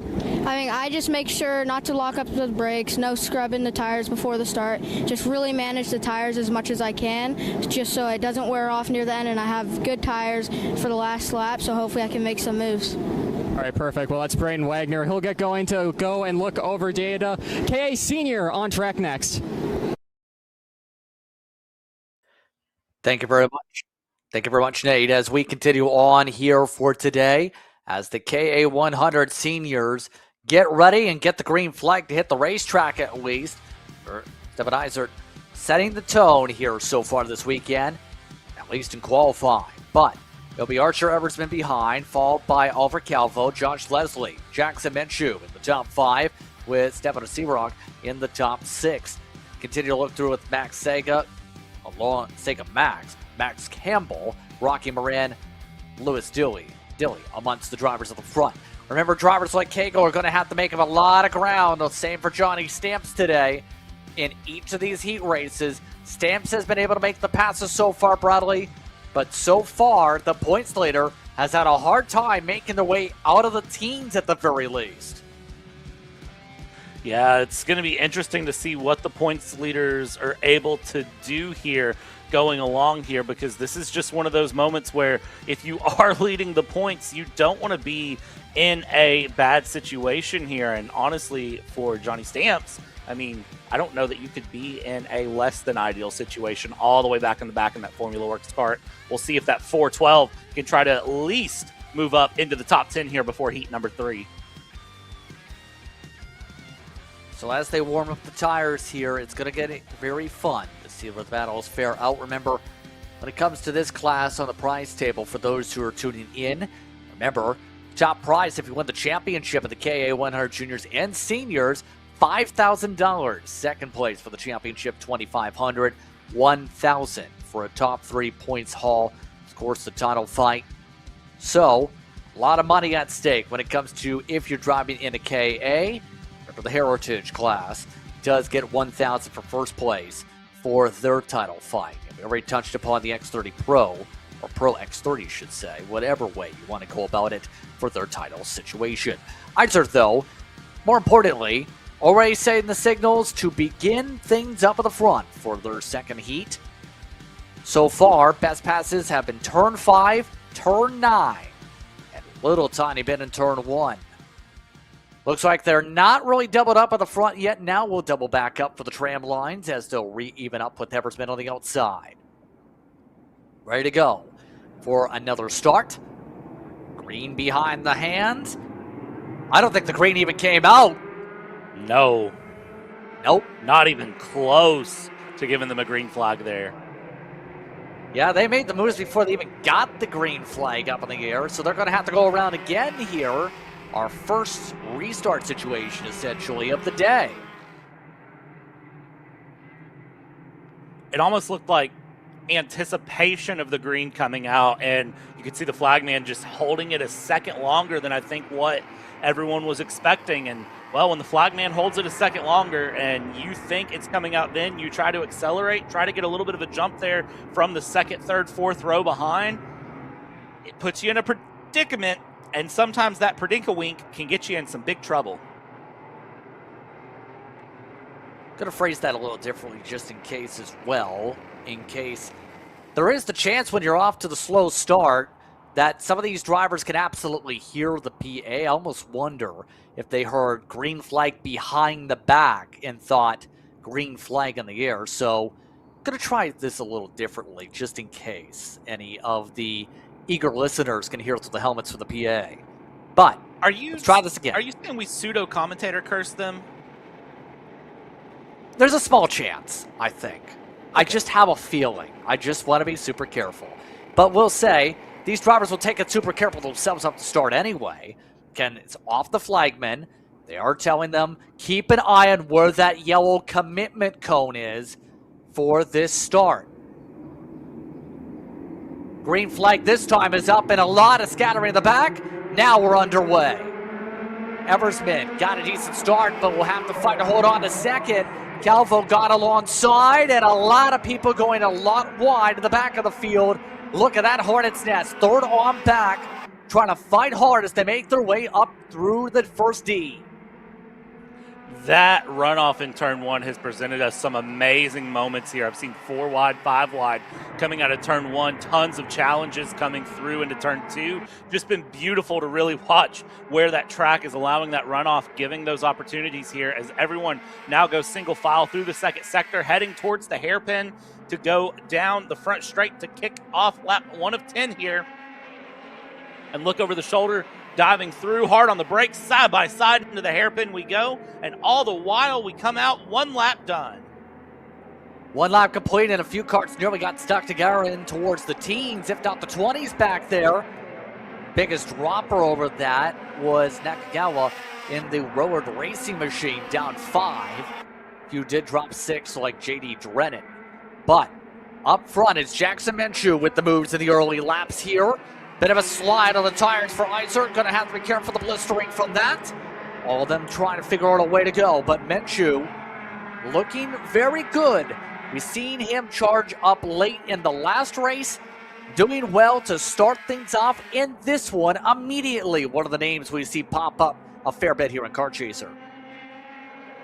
Yeah, this is one of those moments where if you can get yourself in the front, go for it. That's a big dive from the Kartnik kart of Oliver Calvo down the inside, going for P3, and look at the snake behind. Everyone going through. Justin, I know you call this a choo-choo train. I almost want to call it an absolute IndyCar run here because it feels like we're in Indianapolis watching the 500. Just shrunk down many sides. It's a bunch of karts that are just swerving down the front stretch, trying to break a draft, trying to go through, everyone trying to get a run along. And look at the gap the top two have managed to pull here as everyone behind continues to battle again.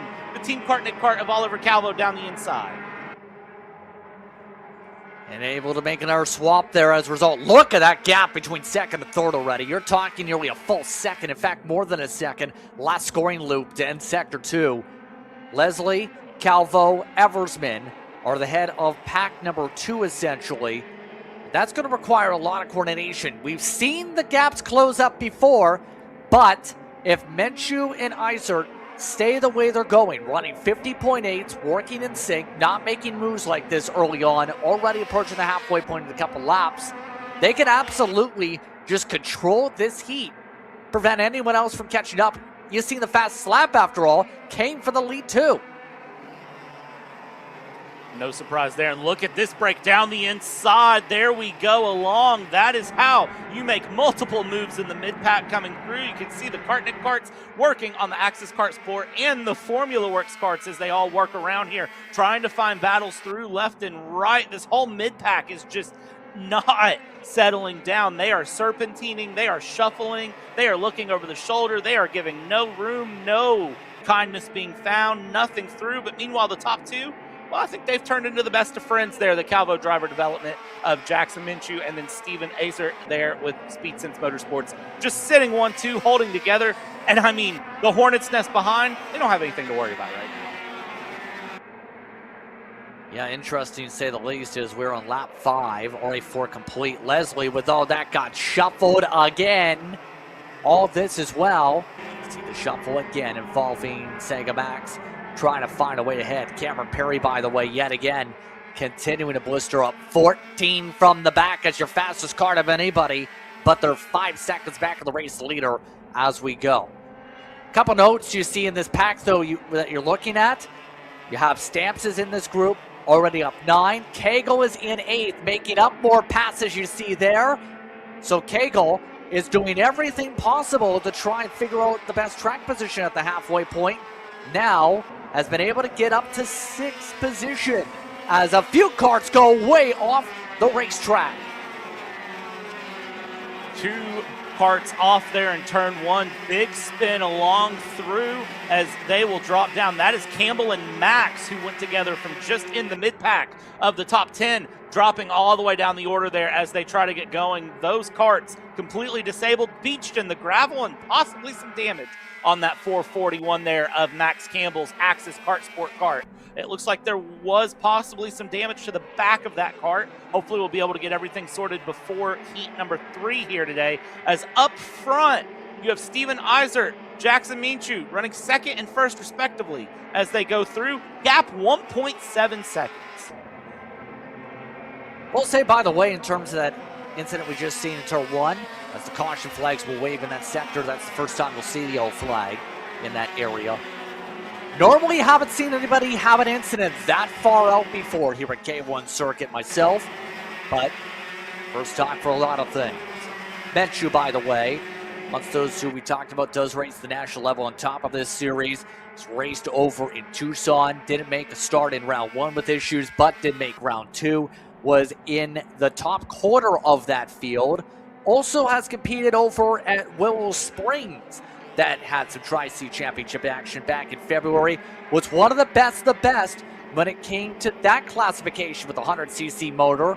Today, Minshew really starting to build the gap out and growing this now to 7/10. Actually faster than Eisert, doesn't even need his help to pull away from everybody. He is a little bit quicker than a majority of those, even in the main group. That's about 3rd on back there. Something is wrong with Steven Eisert's kart. He pointed at his fuel tank as he came across the front stretch here, and he keeps looking down. That gap between him and Jackson Minshew is opening, so something is wrong on that 436 of the Speed Sense Motorsport kart for Eisert. I don't know what it is, but look at him. He keeps looking over the shoulder. He's looking down. He's looking around. He's not happy about something. There's something going on, and I'm not sure what it is at this point. Let's see what he does here as he goes through. Another look down as he goes through, and look at how the gap is closing there to all of the karts behind. Jackson Gibson, Oliver Calvo, they have closed all the way up here as we get the replay there, and you can see he pointed at something, dropped his hand off the wheel, and then casually slid his hand back up. That is such smooth camera work from all of our team here at Kart Chaser, here live on track to catch that moment. And that is a couple tenths off, mind you, on that time you mentioned, compared to Jackson Gibson, who's up 9 here. Another hard charger here in this race. There are plenty of them trying to continue up through this pack, but we're running out of laps coming up to the final lap already. It's going to get interesting with Gibson here. Has 10 national wins in terms of major wins just in the database for Carter DB alone in the past 2 years. Now with the white flag waving, ready to try to rip away his spot. One of the top contenders who won both times in the Gators Karting Club Cup back in February, ready to pounce for 2nd. Eisert really trying to just nurse this kart to the end. Clearly something wrong, and well, here we go. Let's just go ahead and see if he can do so, blocking in probably the most challenging sector of the lap that he'll need to block here if the pace is off, if he is having to save, do something. We'll find out here momentarily. Gibson, Calvo right in the mix. Look at the gap, though, up front to Jackson Minshew here. Justin, it is a ridiculous gap. Can he hold on to the end? Big send around the outside. Some side-by-side as they'll have a drag race. Minshew takes the win in dominant fashion. Eisert does hold on a 2nd. Cagle nearly ripped away the top 3.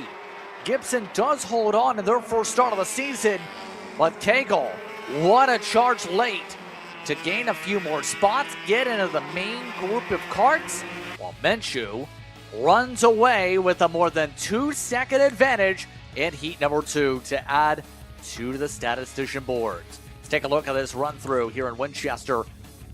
What a finish for that 2nd battle.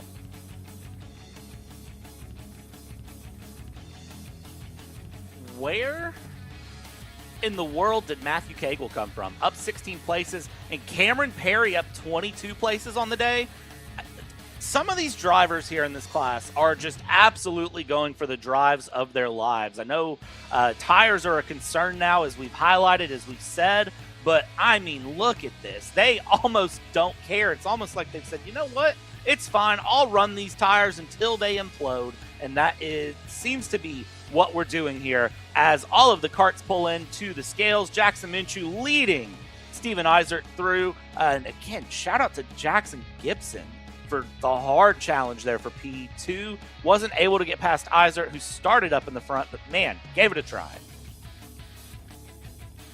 He definitely attempted to, absolutely there, Bradley. And now, with that in mind, they'll have a chance to adjust and see how the carts fare out in a few moments for their third heat of the day. But the heat continues to blister on here on Kart Chaser as you take a look at the main building.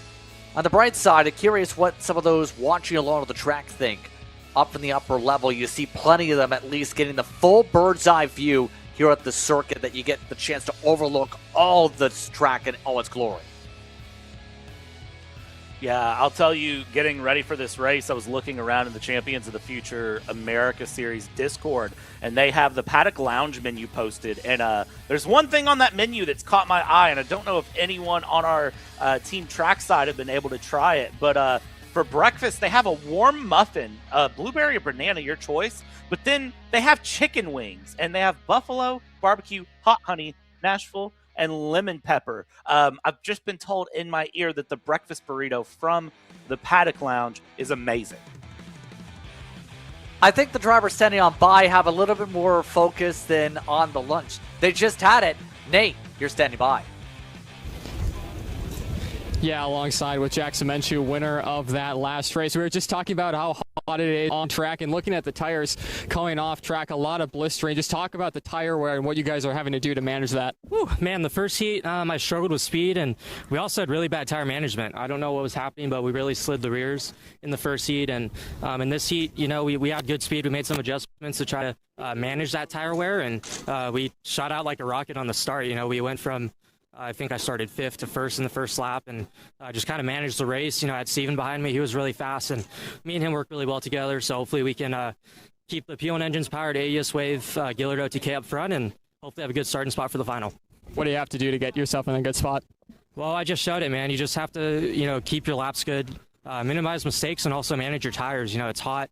For me, I'm kind of feeling a little bit of wear right now. I don't know if that's the age or what, but you just have to manage yourself. And it's a long weekend. This is the second heat. We still have a third heat and a super heat and the final tomorrow. So just have to manage yourself, and hopefully we can keep it up front. All right, well, perfect. Thank you, Jackson. We'll let you get back to the tent, cool off a little bit. Jackson Minshew, one more thing there, guys, was looking at Steven Eisert's car when he came in. There was something wrong with it, and it was a good catch. It was the fuel tank nut coming loose. So he came off, and there was nothing holding that fuel tank in. He was having to do that all with his legs on track.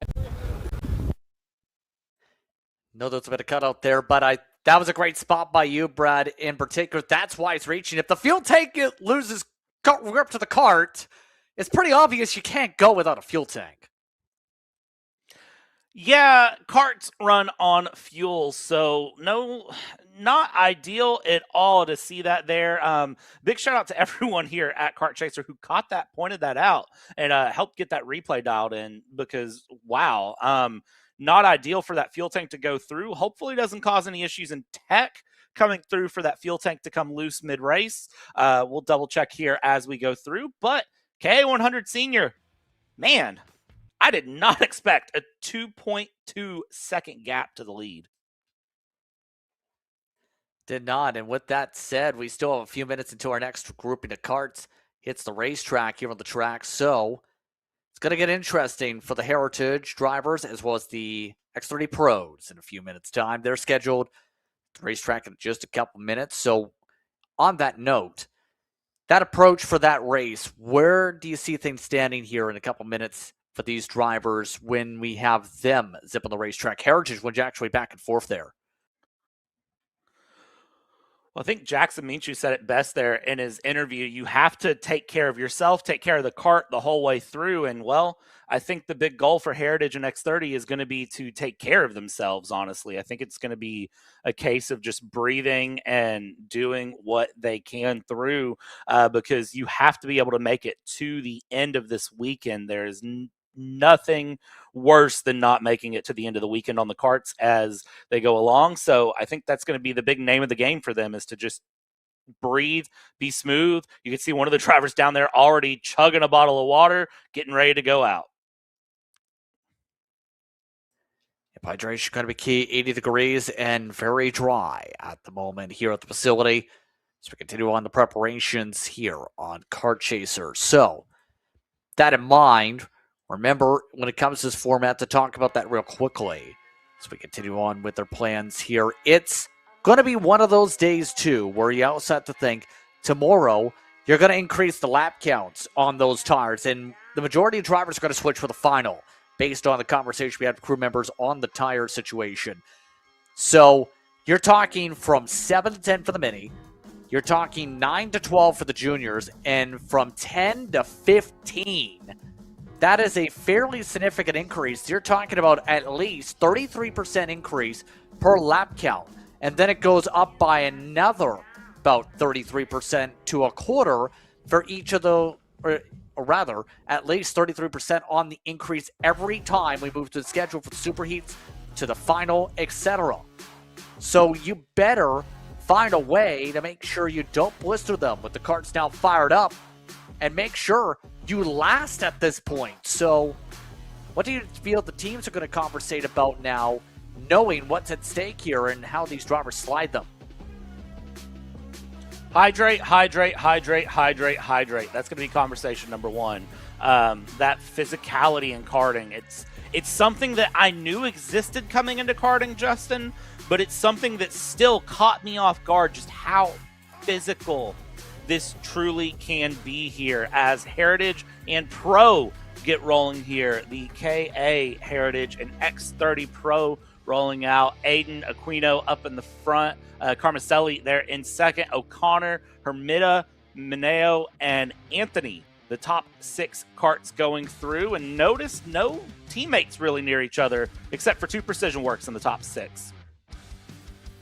Yes, indeed. You see the rest of the grid zoom on through. Believe it's Nate that's standing on by with the report. Yeah, hey guys, that driver you saw getting water on grid was actually Aiden Aquino, the driver that we've been seeing do double duty between K100 Senior and X30 Pro. I went up to him and asked him how the K Senior race was. Said they went the wrong way on setup, but they're confident to get it the right way and going again for Heat 3 later today. And then I asked him, I mean, are you feeling the heat at this point? You just got done with a long KA race and now going to go out into an even more brutal category in X30. Gave me a shake of a head. Simple. Nah, we're good. Well, he's in a good mood, to say the least, right now. Happy to be on a racetrack with, by the way, that's back-to-back. It's not like some other times where you have a small break in between, or at least a few classes. You're talking about a turnaround time of 5 minutes to get to the kart and be ready for your next race. Honestly, 5 minutes, if even that, coming through, and that's brutal, but some drivers thrive under that. That's one of the crazy things I can say is sometimes if you can just get right back into race mode, you're really just going to be feeling good at that point and, you know, carry the momentum through. You're already in the mindset. You're already ready to run. No sense in taking a break. Just get right back out there. Get ready to go here. Happy to have you with us once again, Heritage and Pro. Now on the racetrack, the pros are in the 600s. It's the Heritage cards in the 500s. Ready to go as they come up to the cones. Green flag is out.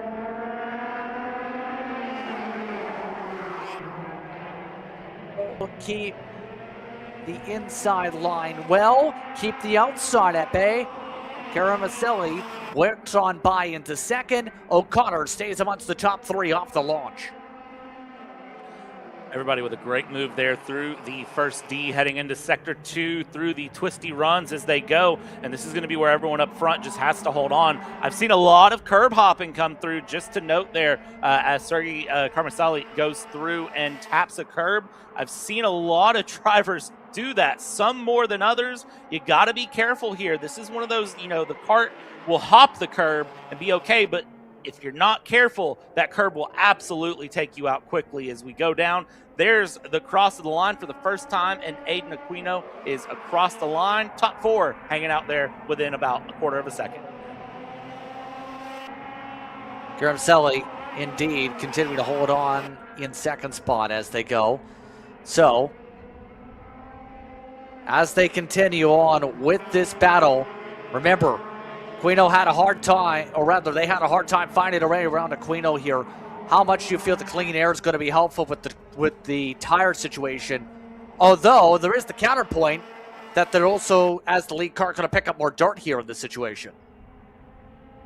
Yeah, I think this is one of those that it's a healthy balance of, do you want to be in the front? Do you want to be behind? I think in the front, you're going to get some of the best cooling on your kart here on these X30s. But I think also when you're behind, you have that slipstream. You kind of let the guy in front of you make that break going through, so you can really just hold along here. Now you see Aquino, though, breaking through Carmacelli, O'Connor, and Hermida now hanging behind as they go. They're going to try to go through as Aquino, a 49.612 last time through in that Formula Works kart, blazing fast, and is going to say, you know what, you guys want clean air? You can eat my dust behind me as I'll let some clean air open up.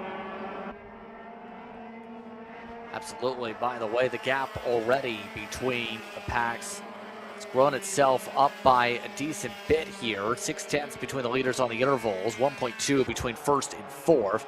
How are things going in Heritage? Well, right now, as you see, Joshua Daly is in front. Tony Gomez. It seems like they squabble for a bit and swap around here and there. Remember, different engine package. They're in the KAs after all, for their sake. Looks like there might be a chance for the lead for it. Gomez takes the side-by-side. Now Daly tries to keep himself forward. Better exit for Daly despite the send. I think in the KA category here, in the Heritage category for these two, it's really the conversation, it's just two of you running through. So there's a little bit more friendliness in the competition, I would say. They're not necessarily, full-blown fisticuffs fighting. They are really running with each other, running through. They're going to be a little bit more apt to let position swap and kind of let things go through, be a little bit nicer. But at the same time, I could be totally backwards on that. That's just how I would approach it if it was two people. Because here's the thing with karting, Justin, you know this as well as I do. Everyone in karting, they're a friend and enemy at the same time and a competitor. So as they go through, I'm wondering for them as they go how they're handling this. Is this just it's just us two, let's have great battles, or is it's us two, let's just get through the whole weekend, see what happens, and have some fun? I think it's that end. We're going to be probably your favorites for the championship if we're able to make all the races here. It's important to do as best you can out of this group. So I think the thought process is have fun with it, but then make sure you're able to keep your availability for these events. I think is the argument you can make. That said, we're halfway through the race up in the front. Guido still holds on in front, 3/10 up. Faster lap, though. Fastest lap, in fact, by Carmacelli up at the front in that Kart Republic. Interesting enough, Maxwell Sim Racing team, that in terms of the background for that, per se, the Maxwell Sim Racing is actually a sim racing outfit here in California where people can get memberships, race all throughout the day in a sim rig. In terms of some of that partnership that pops up for that name when you do the background checks on that. Right now, you have to say, Sergey seems to be showing the experience to at least get on the sim, maybe on the kart sim, if you will, because he's going for the lead and has the chance to go for it. Didn't get the run he was looking for, was a bit too far back, and now is up for grabs for O'Connor.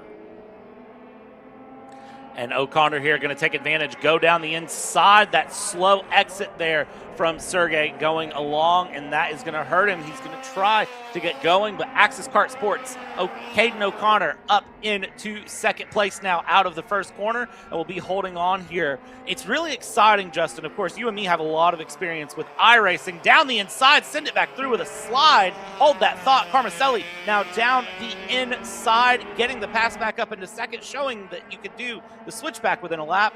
Justin, you and I have a lot of experience with iRacing, and we've seen where the simulator and the real world are starting to blend in several places. Of course, both here in the U.S. and internationally in multiple categories. And it's so exciting to start to see that bleed down into karting, and we're starting to see simulator work bleed more into karting and really mix things up and make things more and more competitive as more and more drivers can get more and more experience. Definitely can, by the way. Coupon code available for Kart Sim. Be sure to follow along here with Kart Chaser to learn more on that 20% off. All the codes you see in the commercials here on Kart Chaser for that. We're under 3 laps to go here. And that gap is growing now, up almost a second with the battle. You see right now, it's been actually a really good battle for Heritage because Gomez just took the advantage ahead of Daly. Now, Daly looking for a reset as they approach turn 5. They will not quit their fight. This fight continuing along here in the KA100 Heritage class. These two swapping positions back and forth, continuing through as they go, seeing this battle compete. It's great to really see them swapping places going through. This is two drivers that are very even in their battle, in their run. And look at that, Carmicelli, fastest car on track there with the Maxwell Sim Racing team. As these karts will come across the line, they get the 2-to-go signal here coming through. And meanwhile, they have 25 seconds back on the leader. It's about half a lap distance. Yeah, decent gap between the two classes here. Keep in mind, as right now, gap for the lead shrinking a little bit again. It's similar to the last race with a long run. You see the white flag is up. Final time around. Aquino has led every lap so far on the weekend in this class for the pros. Now, can he maintain it? Remember, Carmicelli looking to build it up. Carmicelli all over the rear end, going through the first S's up to the D they go. Look at the run. Will this set up a pass attempt? No, Aquino blocks it off. Now is able to cover off the inside, has to wait to 9 now. Watch out for Caden O'Connor there, the Axis Kart Sport driver in P3 as we come through the second sector. Saw the moves there Aquino and Carmicelli are doing, is going to try to set things up. Coming into the hairpin here, Justin. It's going to be close. Look over the shoulder, and here we go. The dive from O'Connor, going to try to set this up to switch back to get a run to the line. Side by side for second. Aquino able to hold on and dominates the weekend so far. All the laps led by him, but O'Connor did take away second in the Axis Kart. So it is Aquino for Formula Works. Top step of the podium per se of Heat 2. He also had in the top 4, Owen in the top 5 as the rest of the karts now come across the stripe. What a race.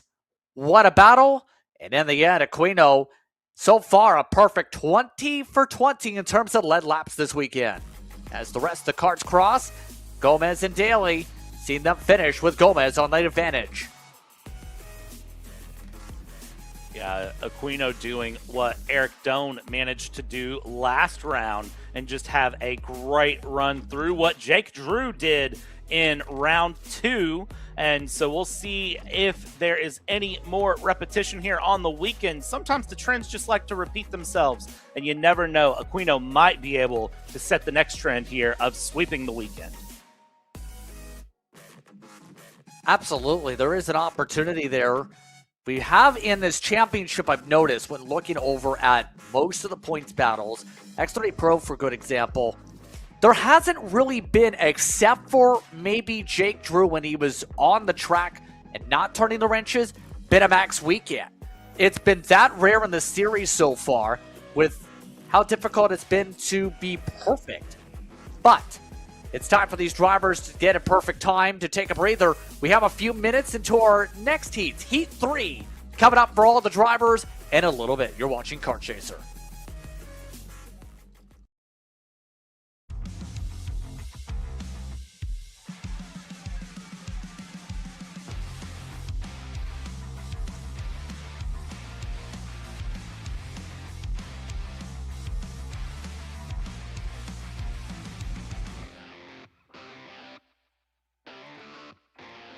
Champions aren't just born on the kart track.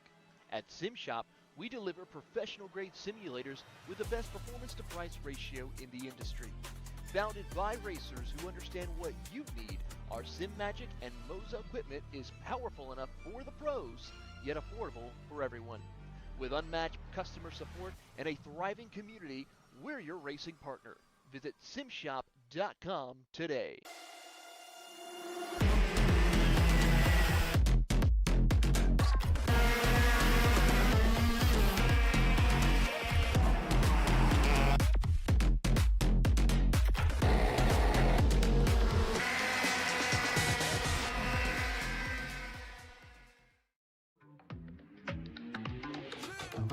The day is ours and we seize it. Haters, man, they got reasons. Grab the moment, we freeze it. Go to the touch, all what a rush. Follow your heart, homie, go with the love. Let it rain, let it flow, let it flood. Swimming in good vibrations, it's a celebration. It's the liberation of everything we are. Every time you in the clouds, they gon' try to bring you down. Do not let them just go ahead and get it, get it, get it, get it. Well, back here after that X30 Pro race, Caden O'Connor with Access Kart Sport. We talked earlier on in the weekends about making the move from K100 to X30. And of course, with the heat we have this weekend, it's not making it easy for you. How are you finding it out there? I'm finding it good. Definitely a big step up, obviously horsepower-wise, and you got to drive it really different, and the whole track, especially this track here, it definitely feels like it's a track designed for this much horsepower. It gives you a better sense of what the kart's doing, and you just, as a driver, you feel a little more in touch with the kart. So yeah, I mean, it's a great step up. I'm loving it. Just having a great time. 2 sessions down. How do you guys feeling going into Heat 3 and Superheat in the final tomorrow? Yeah, I mean, we're feeling good. Every session we're making changes that are always positive. I mean, we made a change from qualifying to Heat 1 that was really good. Then we made a change from Heat 1 to this one, and it helped a lot. I think we're going to go back and look at it a little more, try to find some more speed. I don't think I'm going for wins. I'm just mainly just keeping the kart across the line, keeping it clean, keep the tires good, and past that, just keep pushing forward. Perfect. Thank you, Caden. All right, thank you, guys.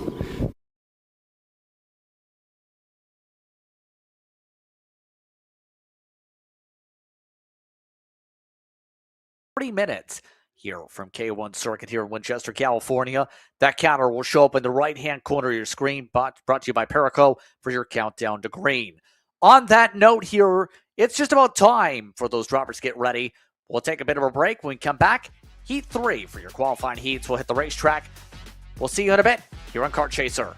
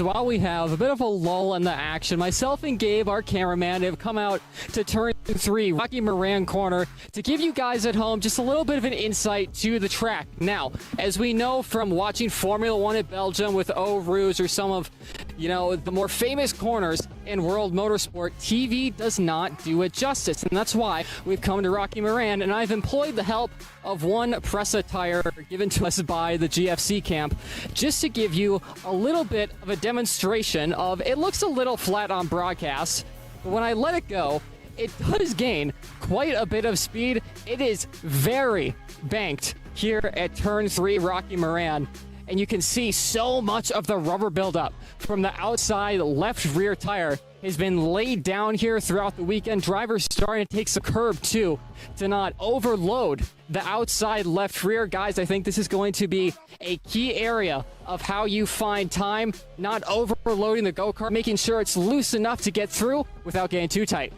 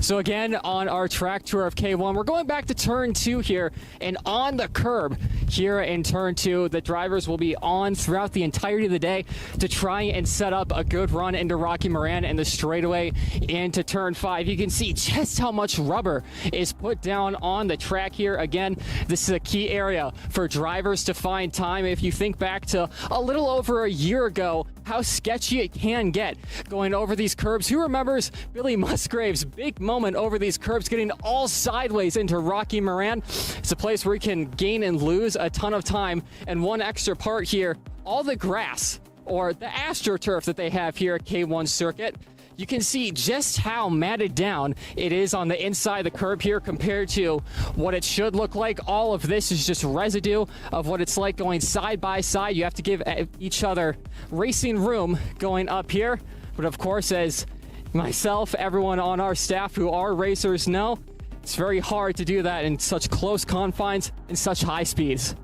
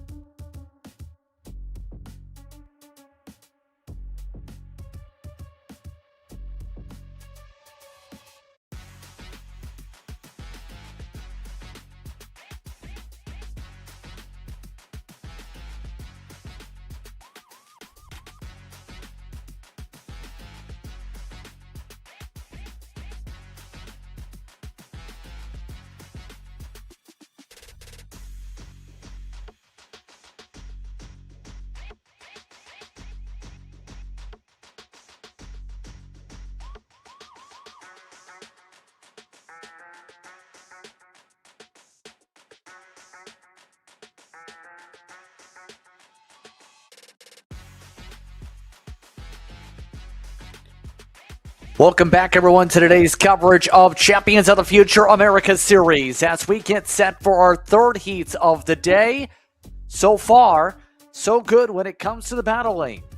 We're getting ready for the mini and under 10s to hit the racetrack. You see the youngsters all in their karts, just about ready. Remember, Nash Motorsports used a little bit of teamwork to get Maddox Carlucci to the front. In the end, took the win over Bizanski as well as Patchouli. Mind you, Carson Bishop led flag to flag technically when it came to the under 10 classification.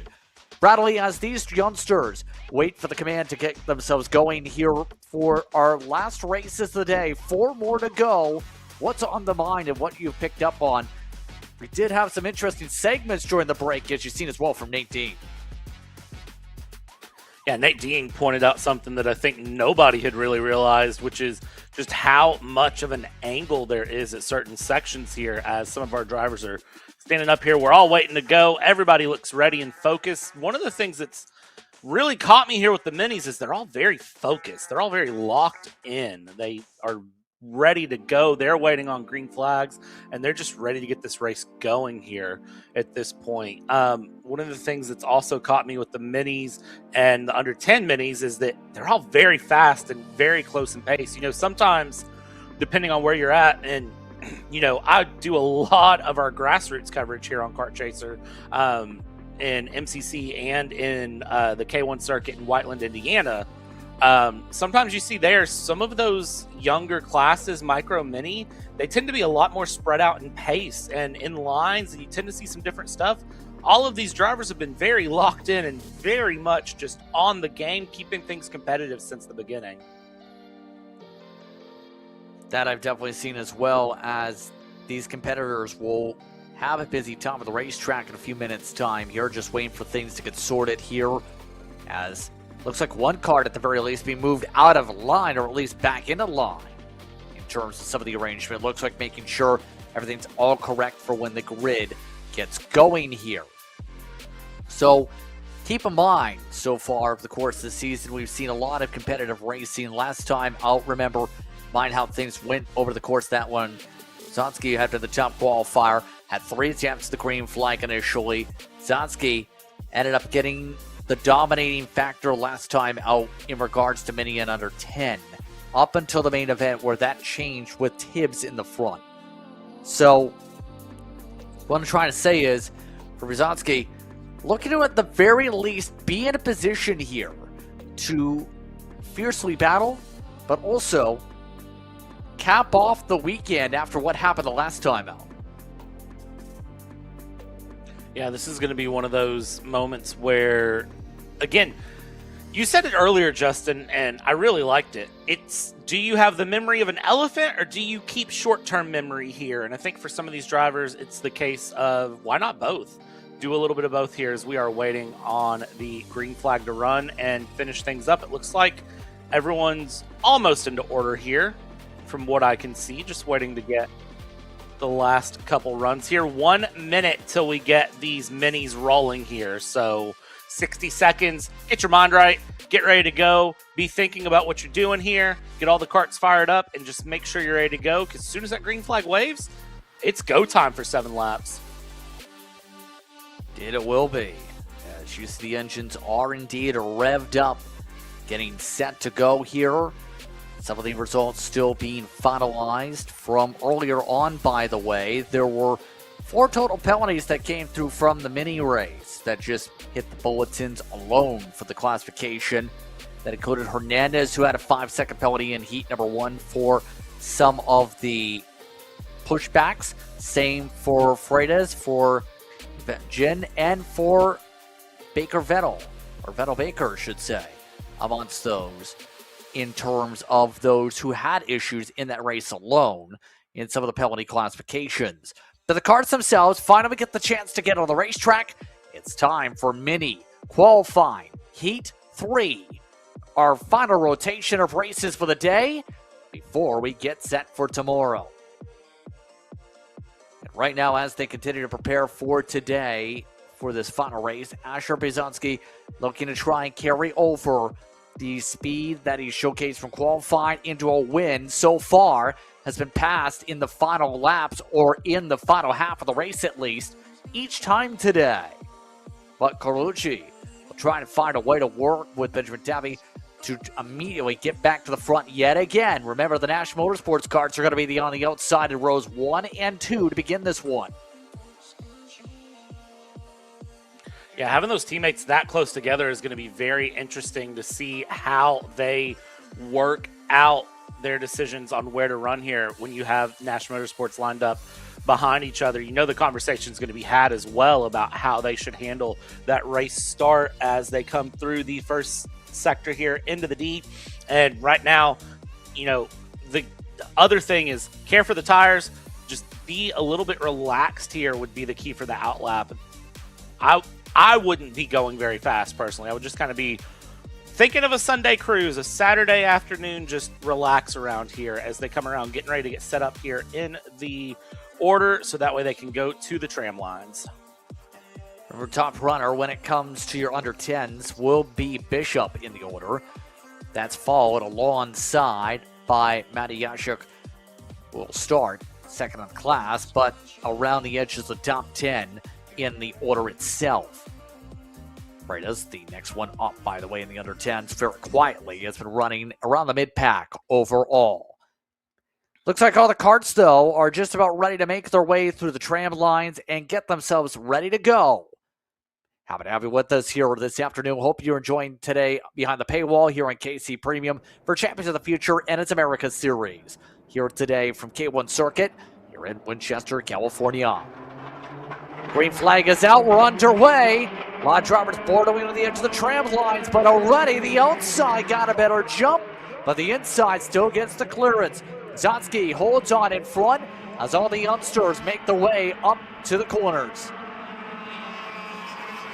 I think looking here through Carlucci and Tavi not having the same run as each other goes, but still sitting second and fourth. Dive down the inside from Tavi for third, trying to get through there in the first couple of corners. Not able to capitalize, and as we head through the middle sector, through the twisty bits of the track here, they sit just one behind the other, bumper to bumper, as they run along here through. Head down towards the hairpin for the first time. Great start from everyone so far as we go through, and we'll see how it continues throughout the rest of the laps. Coming out of 9 once again.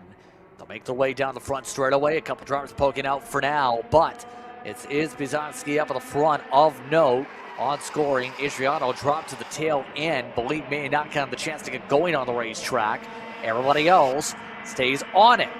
So a bit more calmer of a start, to say the very least, to begin this one, as to make their way out of Sector 1. Bizanski still seen behind him. If he looks back, the gap already closed. The HRT is seen up.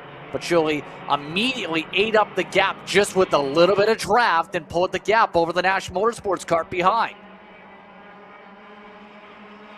Amazing to see how that gap can accordion effect here. It can open, it can close, and sometimes when you slam the accordion shut, it makes a very, very loud noise, a loud tune, and sometimes you're just aware that it's there. You see the look over the shoulder there from Paciuli going and looking over the shoulder and saying, oh, okay, right there behind me now. We have a problem here as we have a run for the lead down the inside. 2-for-1 special. It's not, but it is going to be Carlucci getting the pass there, the National Motorsports driver up into the lead. Gonna make the swap, so Carlucci now up in front.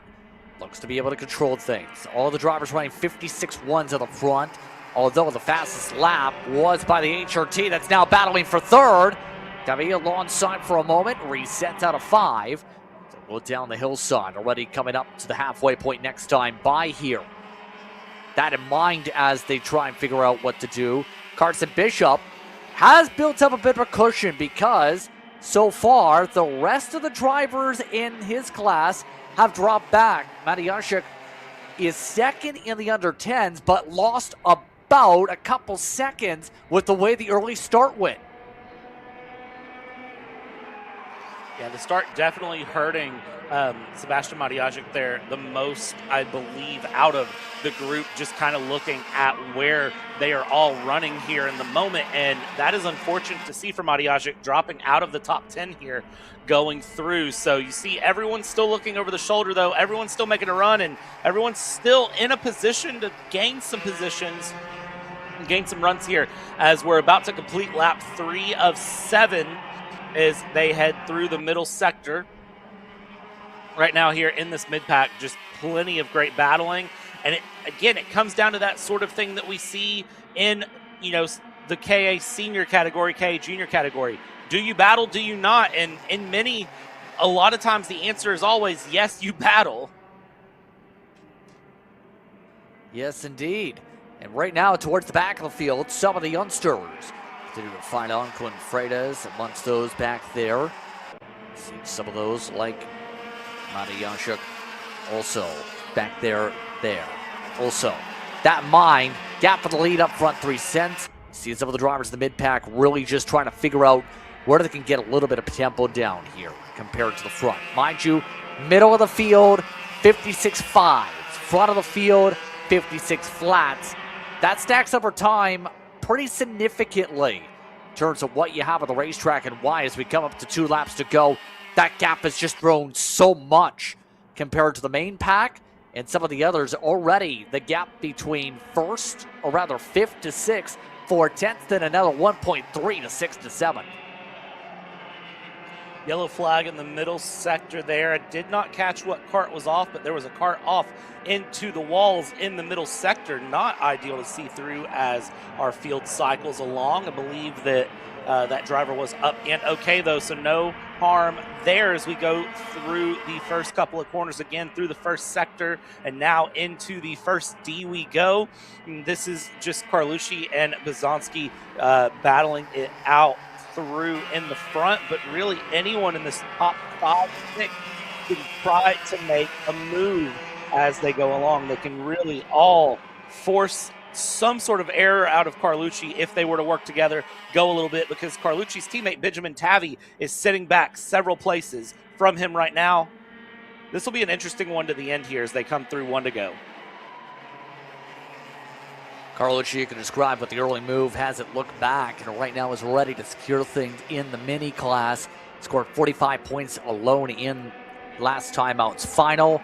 Has not scored anything lower than a 38 in finals and has been very consistent in his heat points. Right now, in the final time around, Carlucci trying to make sure the gap stays upright. Already gaining a few points at the least with all these races of note to Kendall West, who this race hasn't had any issues, but hasn't been a charger, has stayed in 6th this entire time, so there is going to be a little bit more of a point gap built up after the calculations with the way Carlucci stayed at the front every race. And those points are going to be all important coming through today. Going into tomorrow, that'll be a confidence boost, and we'll feel really good here as we go through the final hairpin here. You can see the gap through, dive down the inside there, through with Bishop and Tavi, checkered flag flying, coming across the line. Maddox Carlucci will win here in the mini category for heat number 3, and it is going to come across Tavi in 4th, Bishop in 5th, Bazowski in 2nd, and Palucci in 3rd. Able to run away with it as a result. Freitas did pick up, actually, the 2nd spot of the under-10s. That was all the way down to 10th overall compared to Matty Yashuk, who finished down in 11th overall on the pylon. So you take a look as the rest of the field comes through. The gaps between a lot of the carts as high as 5 seconds amongst your top 11 alone. Big intervals built up on the track, but Carlucci looking to keep his cart forward for tomorrow. Already in a great spot, potentially with the heat points to set up the super heats.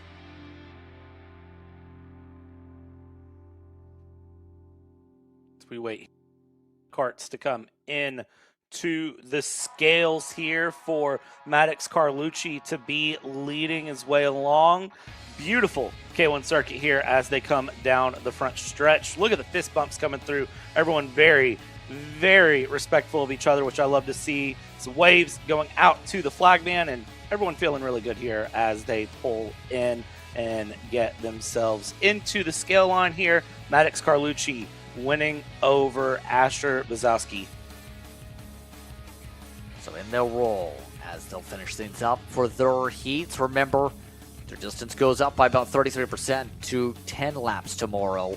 That they'll have to battle with essentially the same distance as the KAs through the course of their heats alone. So a little bit of work for them to get on for tomorrow. But as you can see, keeping an eye in particular these tires to make their way to the tech lines, you can see a little bit of sheen on them. But at the very least, we'll still have at least one more race on these sets, plus warm-ups tomorrow, before you likely see a majority of the drivers change onto the fresh sets to make sure they are fastest for the final with the one tire change essentially they can do for the course of the weekend. So, just about ready to go in a few minutes here, Bradley, you're about to say, as we get ready for our second heat. It's time to do some jumping jacks, why don't we? The whole crew can do it.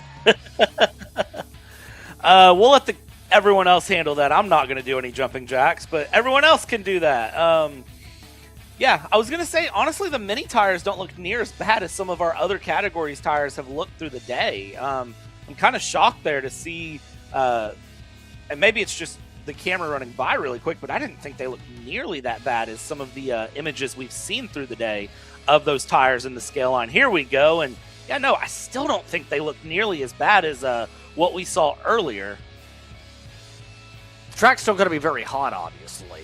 Like, it's not easy to cool down with the way the sun's being. Remember the partly cloudy we talked about in the forecast?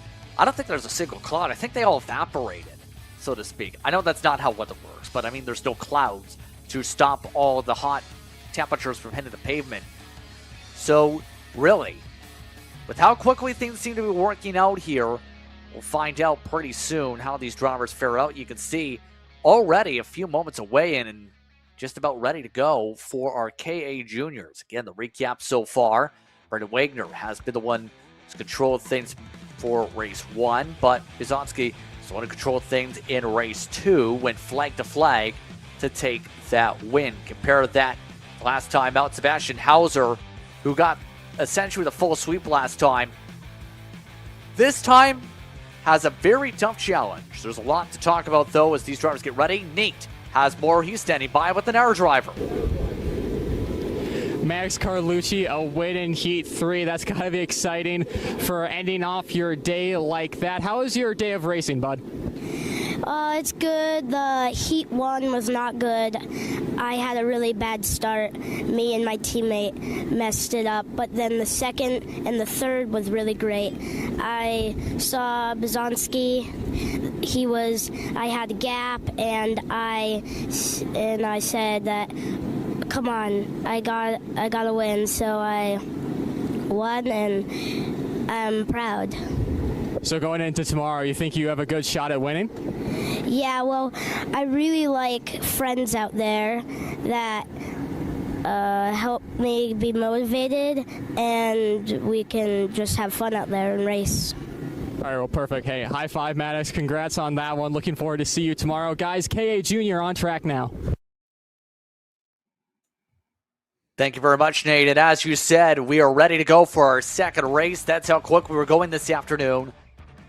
Diesel Bizonsky will start at the front of the field here as you see some of the grid panels pop on up. Troy Ferguson along with Kustas and Wagner on the top four. Nixon, Ellsworth, Johnson, followed by Escalette and Keegan Ellsworth amongst the top 8. Sebastian Hauser and Angelo Atkins are amongst your top 10 here today. The warm-up once more. Was about to say, every race so far, we've seen the challenges of Sebastian Hauser to make sure they keep the points lead here today. Now, for Hauser, effort's definitely going to be high to be able to charge back up a third time here, especially with the way Wagner's been picking up solid points to start things off today. Yeah, it's been amazing to see how Wagner has been having a run through. Diesel Bizonsky up in the front is going to try to have a good run, just like the other Asher Bizonsky down in Mini. Again, the reminder that if you see multiple last names throughout stuff, it's probably going to be family or friends, just like we see multiple of the same last name running through this category. Karting with family is huge, obviously, because once one family member gets into it, it's usually a whole family affair, from the parents up all the way to the youngest children who want to say, I want my turn in the kart. But KA100 Jr. is just about ready to go here, with Bizanski in control in that black and white machine, the competition speed machine, ready to roll in about a moment's time here for today's junior action. So just about to see where things fare out. Let's head off to the tram lines to answer the questions. Remember, had to wait till the yellow lines. Right now going a little bit fast, very fast, too fast. That was not going to happen. Oh. And that is the second time today. Yeah, didn't even, I think they're throttling up at least a good 30, 50 feet at least, maybe 150, I should rather say, from where the yellow cones were. So it was pretty clear that that green flag wasn't going to come out with how fast they were rumbling already to the stripe. So they'll try this again, try and go a little bit slower maybe, and wait into the cones to then get the fire-off point. It's the reminder, the drivers had a meeting at 7:30 this morning. They had their drivers briefing at 7:30 a.m. where this would have been discussed. But I do think at the same time, this is one of those drivers who are just so excited to get going that, you know, you're ready to race. Sometimes you just gotta you hold it back a little. Sometimes you do, sometimes the excitement just gets to you. And right now, our field's about to see where the excitement takes us yet again. KA100 Jr. qualifying heat number 3. Ready for his second attempt at the start. Bizanski and Ferguson up at the front. We'll find out how the long run fares out this race for Ferguson. Each race, remember, that kart's gone backwards. Now, a little bit of rumble this time. Green flag does wave this time. They're happy with it, and we're underway. Bizanski slides up and around and holds off the lines. Ferguson under attack, though. Has teammate and Costas trying to make the move. Costas now able to slip through, believe, as everybody else rumbles their way through.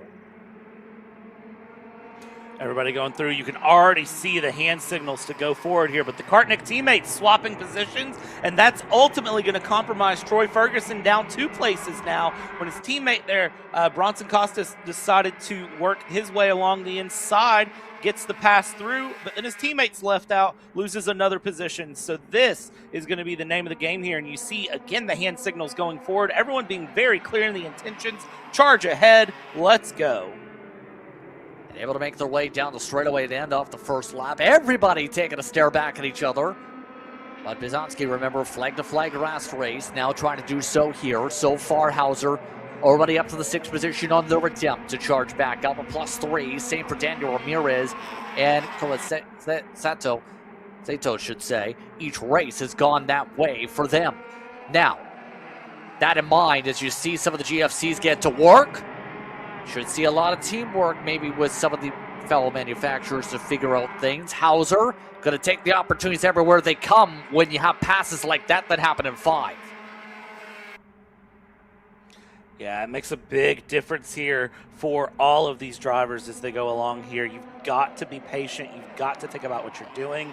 But at the same time, things happen and develop so quickly, you almost don't have time to think about what you're doing. As one of the Nash Motorsport karts back in the background there, I believe that is Aaron Spears going for some moves along and working along the inside of the final corner. Wide run here out of turn 1. Let's go side by side for the lead. Shuffle the lead up a little bit here and just keep things real interesting up in the front.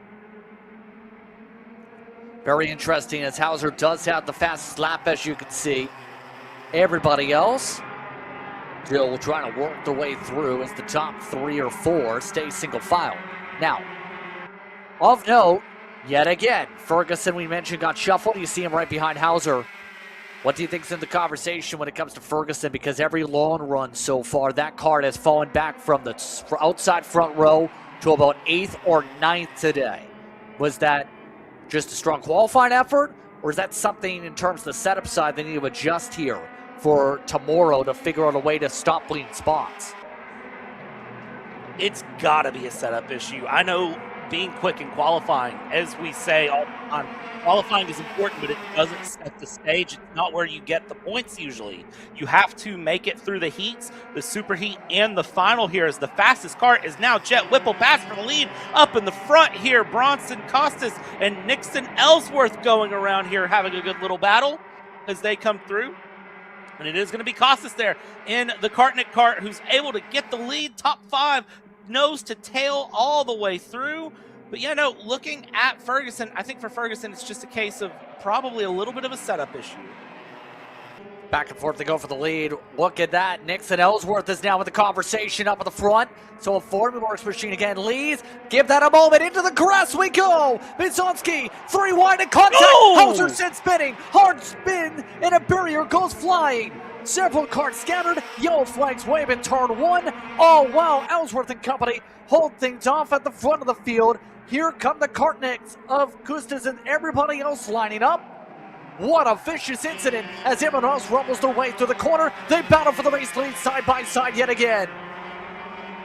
Still going for the race lead battle. That was Nixon Ellsworth and Sebastian Hauser coming together there, going through. That are the 2 carts that are now out. Let's get a Shop AKR replay. It was off into the grass there. Everyone tries to swing through, and it just was not happening there as they went. One more look at this. Look, all the way to the inside, pushes the cart in the grass, forces wide, trying to leave room, and the wheels just come together, rips the rear bumper off of a cart, and then sends things through. That's a massive incident to end out the KA Junior Day. Able to set things up, Bizonski, as a result of that survival from that incident into second. Yes, absolutely. Good spot on that. But all of this as well, we're past the halfway point by a couple laps now. We're already under 4 laps to go. So already things setting up potentially for Hauser to have a very interesting day tomorrow. To have a chance to bounce back on points. This is going to put him towards the mid-pack potentially, if not a few more spots from where he had been running in the other 2 heats.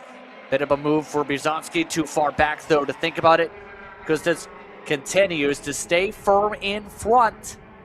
Now, the battle is on for the lead again. Bizonski, after going in the grass last lap, doesn't have to do it this time. Able to take the lead yet again.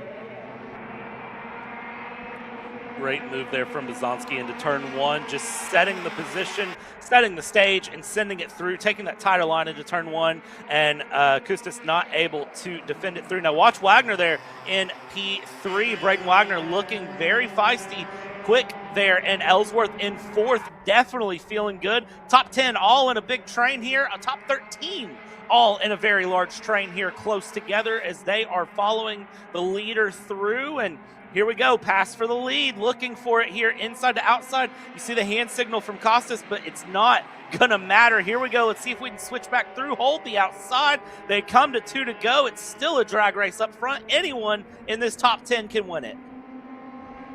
Could go multiple different ways with the way things are shaping up here.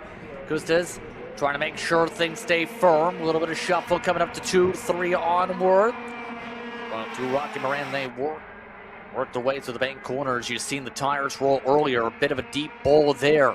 But with under 2 laps to go, some side-by-sides breakout. Spears and a couple others. Look at Koa in that position 1 machine, by the way.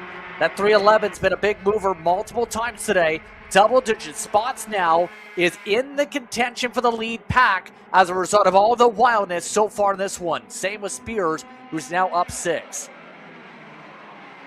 We have gotten a report from track side. All drivers involved in that lap 1 incident are okay, have been checked out, and are good. So we come across to the white flag.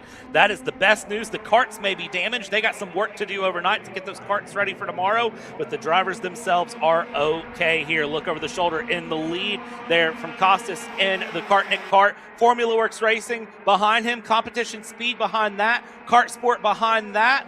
Nash Motorsports in the mix as well. Any mix for the win here as we come out of Sector 2.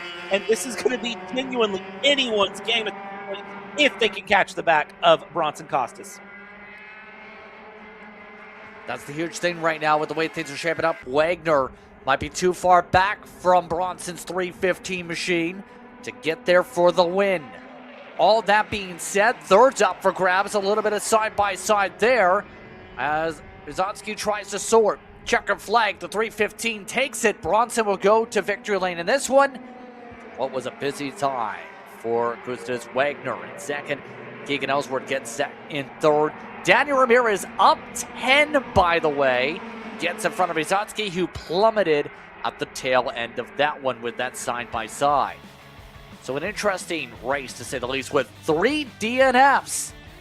Order pops up on screen. But with that in mind, we'll take a break in just a moment. As you look at the rest of your grid, run on through. We'll take a step aside as things finish up here. When we come up to the KA100 seniors, we'll see how things fare for them for 10 laps of racing. Coming up in a moment, you're watching Kart Chaser. You ready to get behind the wheel? From Formula One to NASCAR and IndyCar, all the pros start here.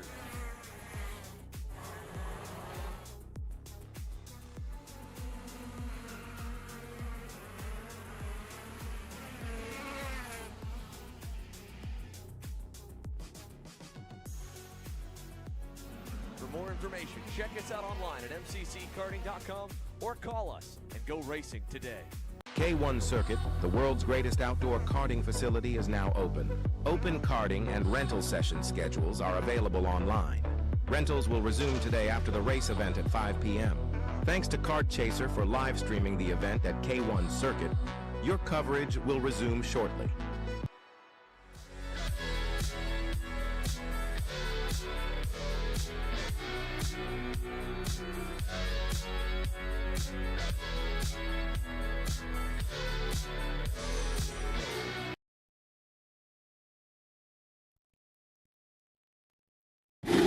Real quick here for KA Senior as they are fired up. You can't really get a good look because we don't want to get in the way, but the rear tires on these KA Seniors are so chewed up, especially at the front and mainly with the OTKs. I have noticed the GFC machines, nowhere that we've seen like on the OTKs, like Archer Eversman and Steven Eisert up front here. Another driver, though, Oliver Calvo, running from the second row, will be starting on the second row, has been preserving his tires a lot better than the rest of this field. Be sure to watch out for Calvo to use more of that tire throughout this heat and the superheat tomorrow. Guys? Great point there, and that's interesting in particular. The difference in manufacturer, or chassis build, if you will, here, Bradley, making big efforts in the tires. But as you see, our grid already lined up. Eisert, Eversman, Calvo, Leslie, Menchu, Searock, Aquino, on with Max, Campbell, and Moran amongst your top front runners. Rest of the field scrolls on screen yet again. That's good to hear if you're a GFC fan. That's great for your tire wear. That's a little bit rough with the OTKs in terms of the difference of how your chassis is built or the manufacturer of it coming into a big way on how well you might perform on the long run. Well, and I think what's going to be interesting with that, too, on the long run, looking between the two chassis is, depending on what chassis you run, you set up slightly differently. They're going to feel different. They're going to run different. It's very nuanced in that regard, also in the way that you may need to drive the kart in order to get the best performance. So you may need to drive a slightly more aggressive way and take more life out of the tires depending on how the kart runs, and really your driving style comes into it as well. Some drivers we're seeing more slide in the corners, being more aggressive in that slide, especially right there at the start of Sector 2. So some drivers are willing to leave a little bit more in the performance goes. So it's a very delicate balance that I think a lot of it is going to come down to the right foot and the hands and the helmet that are in the seat of the kart. Absolutely. And for those wondering, what do you mean by OTK? For those who are not in the know, essentially, if you see anyone with a Tony Kart banner that pops up on our graphics, like Cosmic, a Red Speed, an LN, a CS55, let's say, anything along those words we mentioned chassis-wise, that is essentially an OTK affiliated team here in the series. The GFCs are the American-made GFC chassis that you'll see in the field. There also are a couple other independent or specialized teams like Forward Direction that runs a Pantano. You have CRGs and Burrells for Precision Works, as well as GFCs for competition speed amongst the independents. The greens are out either way for the KA100 Senior. Isert tries to hold on to the inside. 2x2 we march up through turn 1. And you could tell the difference in tires already with that turn 1. Everyone's slipping and sliding. You can tell the temperature difference. I'll tell you right now, this track has probably went up another 15 degrees since we talked earlier about the track temp being around 130. I guarantee you this track is warm enough now that you could probably over easy an egg if you really were hungry right now. Throw a pan down on the asphalt, over easy an egg, and you'd probably be good. That's really going to take some life out of these tires as they go along into the hairpin for the first time. Everyone's settling it out, and I don't know that anyone's going to be calm through this race. 135 degrees Fahrenheit, by the way, is the temperature. Is already to the adjustments goes Eversman.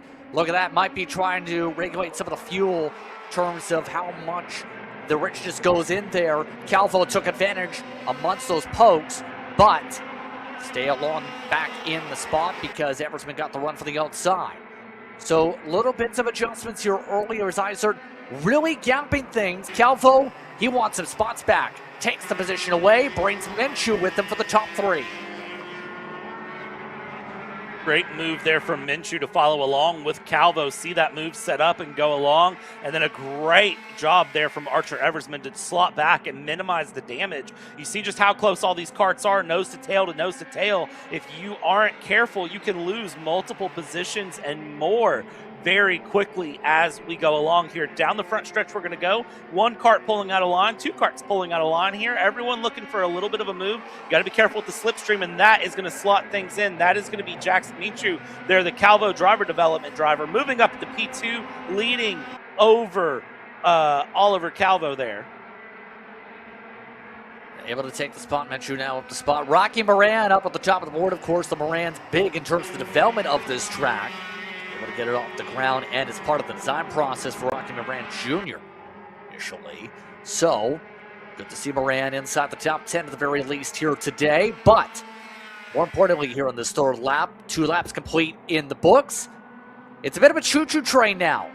A lot more conservative on the moves. It's not necessarily a huge fight up at the front per se. You can just see the heat radiating there off the racetrack, as everybody is playing this a lot more cautiously to make sure they're able to last. Unless you're the lead, of course, because Minshew just took it in turn 2.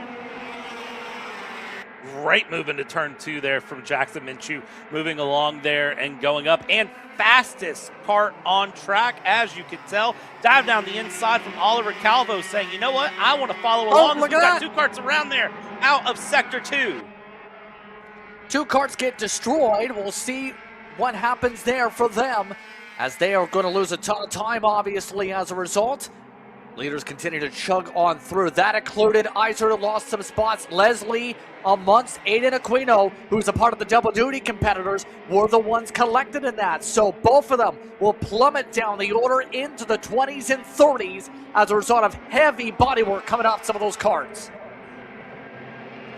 Major moment there for them as they go through, fall down the order. That is very much going to be their day done. And again, we're seeing the attrition of a long Saturday starting to come through. Here is your AKR replay, and bumper hooks to bumper. Oh, big around there.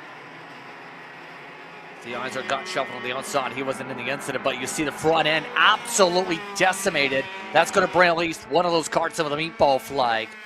So, as a result, that's going to mean to the mid-pack likely, or at least potentially for them in the superheats tomorrow, they'll have to come back from. By the way, a little bit harder at the halfway point for some of the others to come through. Johnny Stamps has stayed in 21st in all this. Cagle is just now picking up spots, just now broke into the top 15, this time by after John Michael Dunahan fell down the order. Red flag is out. Red flag is out on the racetrack. So I was wondering, I saw Yep, was about to say, crew member coming onto the racetrack there, so going to have a red flag situation, obviously, with the incident. Red flag here at K1 Circuit.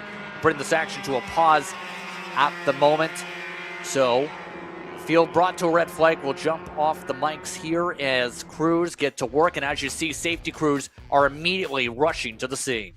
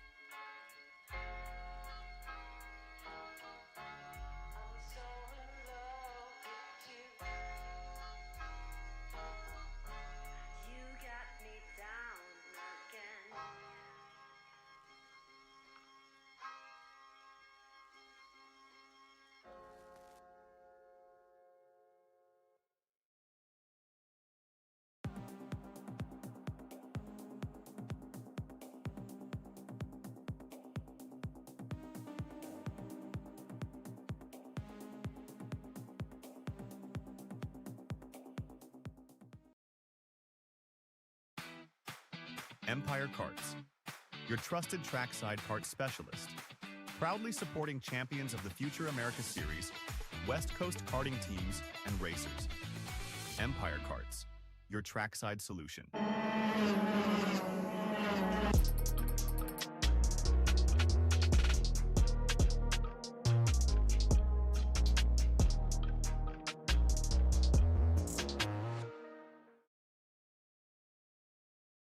The K1 Circuit Semi-Pro League.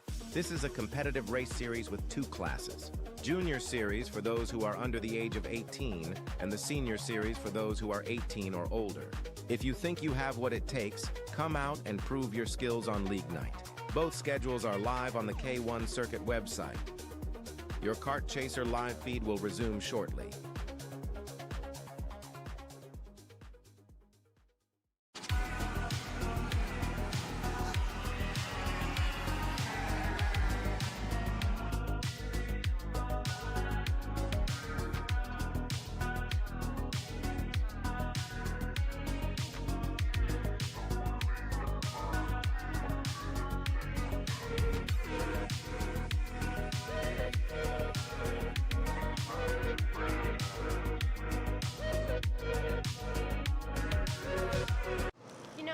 Starting to like this go-karting thing. Yeah, me too.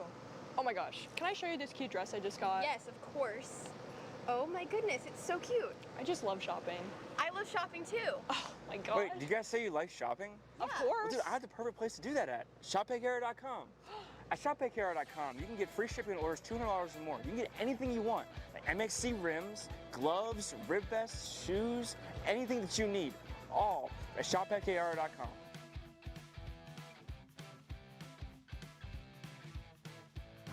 Who is he talking to? No idea. But we're gonna have to check it out. Sounds like a great deal. Sure does. Cat food marketing. $9.99 a month. Dude, Caleb, wake up. Dude, we're live in 5 minutes. Let's go. Come on. What are you doing? Dude, I'm so sorry. Xander had me in a cat food marketing meeting till like 2 a.m. last night. Come on, man. Do you have anything I can drink? Dude, I got the perfect thing for you. Perico, it's a healthy energy drink alternative. Perico, non-GMO, gluten-free, kosher, magnesium, B12, B6, yeah, it's good. B5, biotin, and zero sugar? Pericazo! Try Perico, made with natural ingredients, organic caffeine, and supports your metabolism. Try the new official energy drink of Kart Chaser.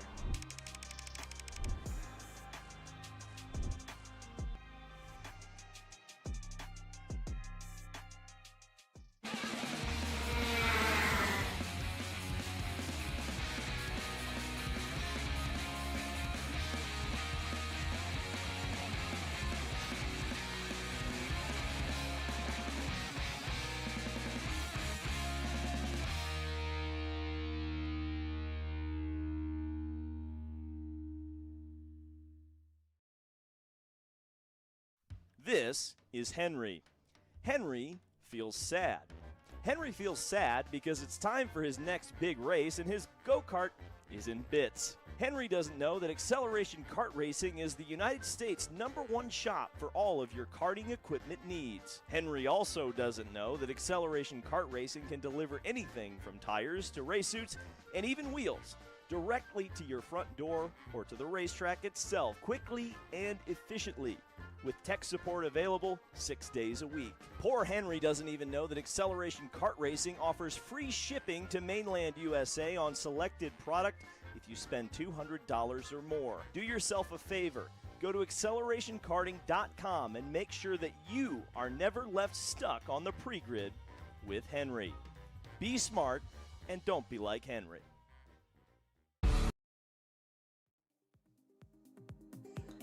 Red flag coming to a close here. Here's the situation. We will be doing a single file restart here after the red flag situation and completing this race essentially after the incident.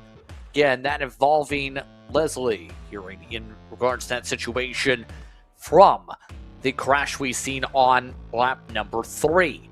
So Minshew will look to try and hold on in front with Calvo, Eversman, Isert amongst the top 4, with Campbell in the 5th spot, Gibson, Searock, Moran, Max, Hewitt amongst the top 10 as we'll start from the inside tram line. Again, 5 laps to decide it coming up here. 5 were complete at the time of the red flag situation. Green flag is out. We're back on our way. No one really risking any moves outside of a couple trying to blend to the outside. Maybe a move for second for Eversman coming from that. Side by side they work. Eversman tries to clear. He does. He's up to P2. What a great jump on the restart there. He took advantage of it, moved through, and made the move stick. Now the defense is going to be the bigger problem here. What do you do? And look at the multiple Kartnik carts together there back in 8th, 9th, and 10th as they battle their way along. You've got to watch here with teammates. One of the biggest problems in racing is what happens if you get in an incident with a teammate. That's an awkward conversation post-race. Yeah, it definitely can be, and obviously, now as we zip about to under 3 laps to go and reach the stripe this time by, you have to think now with the race, you have another heat cycle to add to your tires too. Second, Calvo takes it away. Eversman, and we got into contact with Iser trying to take away a spot. More yellow flags as we've had issues in turn 1, but everybody else gets through cleanly as they make their way up towards 5. That was Saga Max, one of the Kartnik carts that has dropped down the order that had that turn 1 incident. Justin, I gotta wonder, is the tire becoming a problem here at the end of the day? It seems like more and more drivers are just having moments where I think they're expecting grip and run out of the tires that just isn't there right now, and there's nothing they can really do about it. They're expecting it, and they can't find it here as we go 2 to go this time by. 2 laps to go. Minshew continues to hold on. A lot of battling out of the 20s at the moment, including Dunnigan, and some of the others back there. Aiden Aquino did get a reprieve with that yellow flag to at least try and make up some spots. He's only made up a couple as a result of that restart. But the top 2 ready to phase out. Calvo with the higher arc for 5.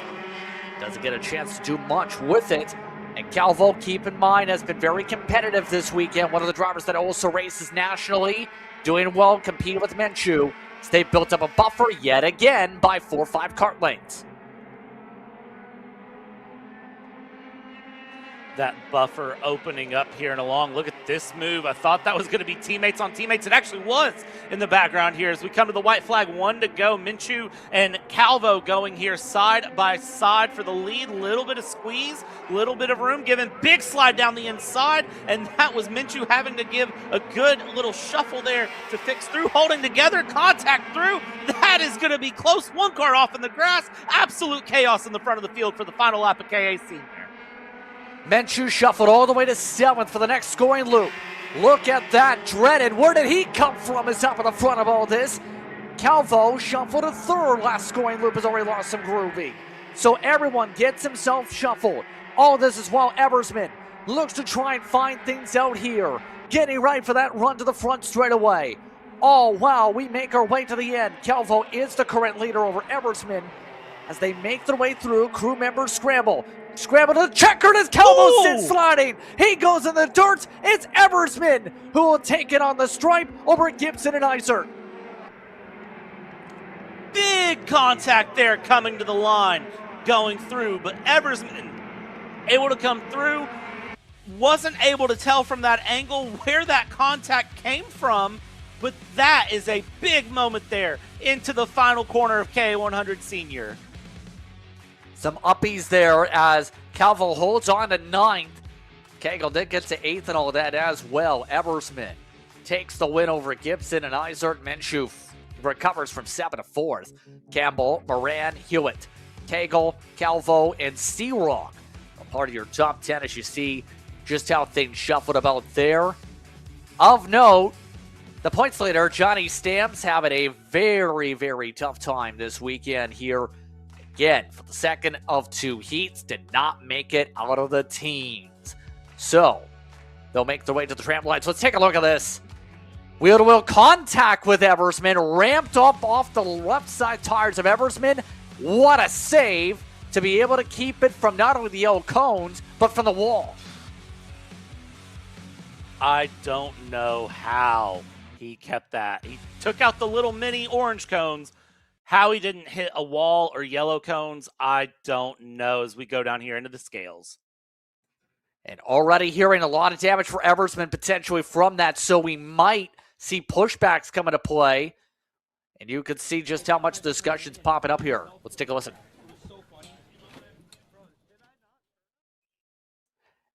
Well, we're listening in as you see them all discussing what happened in terms of the situation here. Bradley, in terms of this, though, emotions can run high here. That they can. When you're right on the end, you're fighting for the lead, you're doing everything you can, and things just get absolutely charged in the end. That is the 436 of Steven Eisert there, who is up in the front as they are handing out the number plates there for what driver finished what position tentatively. Of course, remember that all pins review. And I tell you what, I do not envy any of our race control this weekend. They're going to have a lot to review out of that one. I think that's the understatement here, and we have one more race to go, mind you, on the day after this. You still have X30 Pro and the Heritage class, in terms of the KA100s for their side, that have to battle out on the racetrack pretty soon. See some of those competitors still working their way on their kart stands into the shade to make sure they're set to go. And remember, their respective classification has seen some good back and forth on the Heritage class, but even more so, a dominant run for Aquino, who is definitely going to have to get the focus back up after being involved in a big incident in the last race just minutes ago.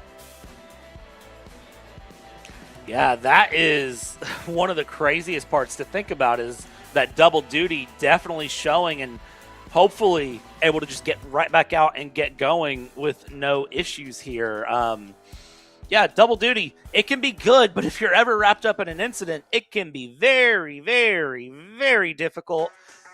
And you gotta kind of separate. You gotta break the mindset here, Justin, because you can't let what happened in this race affect you in the next.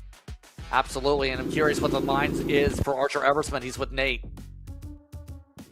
Yeah, Archer, we saw it was an elbows out, Heat 3. Just explain to me what happened from your side.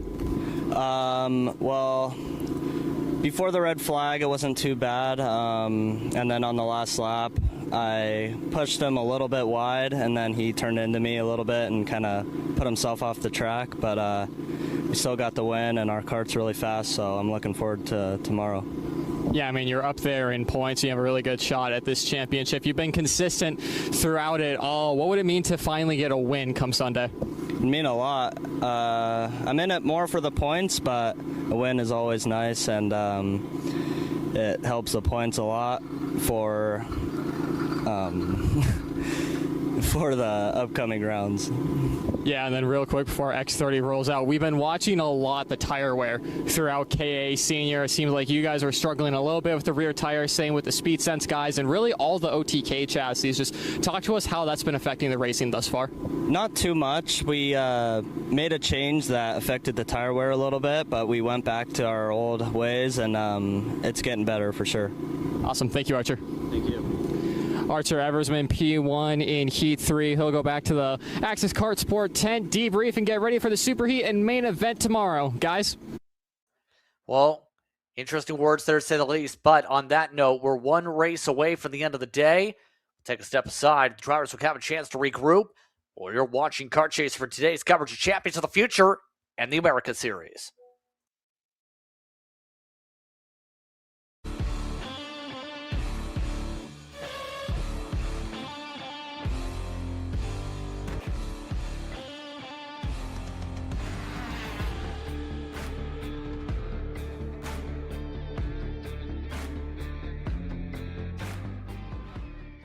Hey guys, I'm Chris G. I'm Kart Chaser's driver fitness coach, and today I'm going to give you 3 tips on how to strengthen your shoulders for more endurance and better stability in the kart.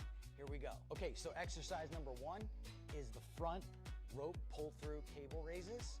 Okay, now this is the upright cable row. What you are doing here is you're picking a straight bar, as you see, and we're working the side areas of our shoulders, the medial. Exercise number 3, the dumbbell shrugs. As you guys can tell, I like to pause at the top before releasing.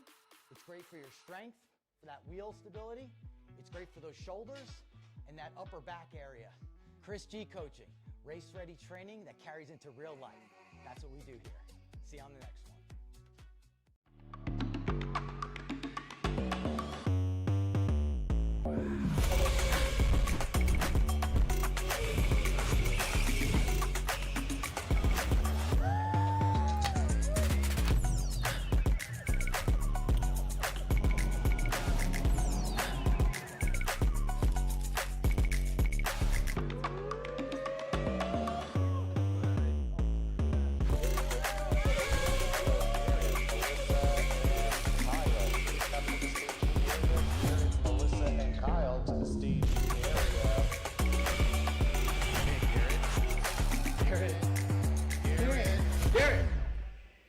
Let's go race. Come on, man. The K1 Circuit Semi-Pro League. This is a competitive race series with 2 classes. Junior Series for those who are under the age of 18, and the Senior Series for those who are 18 or older. If you think you have what it takes, come out and prove your skills on League Night. Both schedules are live on the K1 Circuit website. Your Kart Chaser live feed will resume shortly. Kartın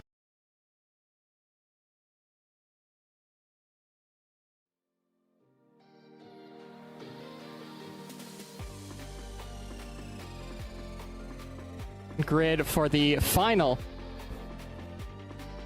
qualifying heat. X30 about to get underway for their final qualifying heat of the day. Sergey Karamsely, one of the GFC drivers for rounds 1, 2, and 3. Now, Car Republic driver and a privateer.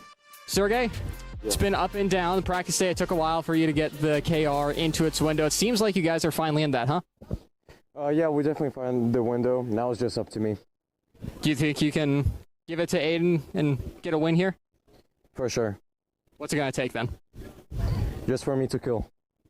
There it is. Sergey Karamsely on the outside of the front row. Aiden Aquino over here as well. Obviously not how you want your KA day to end at all, but have a little bit of a chance of redemption. How are you feeling going into this?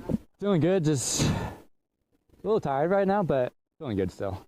I asked you before last race if it's starting to get to you. What about now? We'll see. Feeling okay, but we'll see by the end of the race.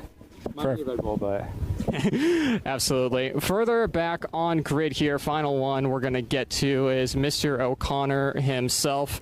Axis Kart Sport got it done in KA Senior. You're going to try and make it a 2 for 2 in Senior?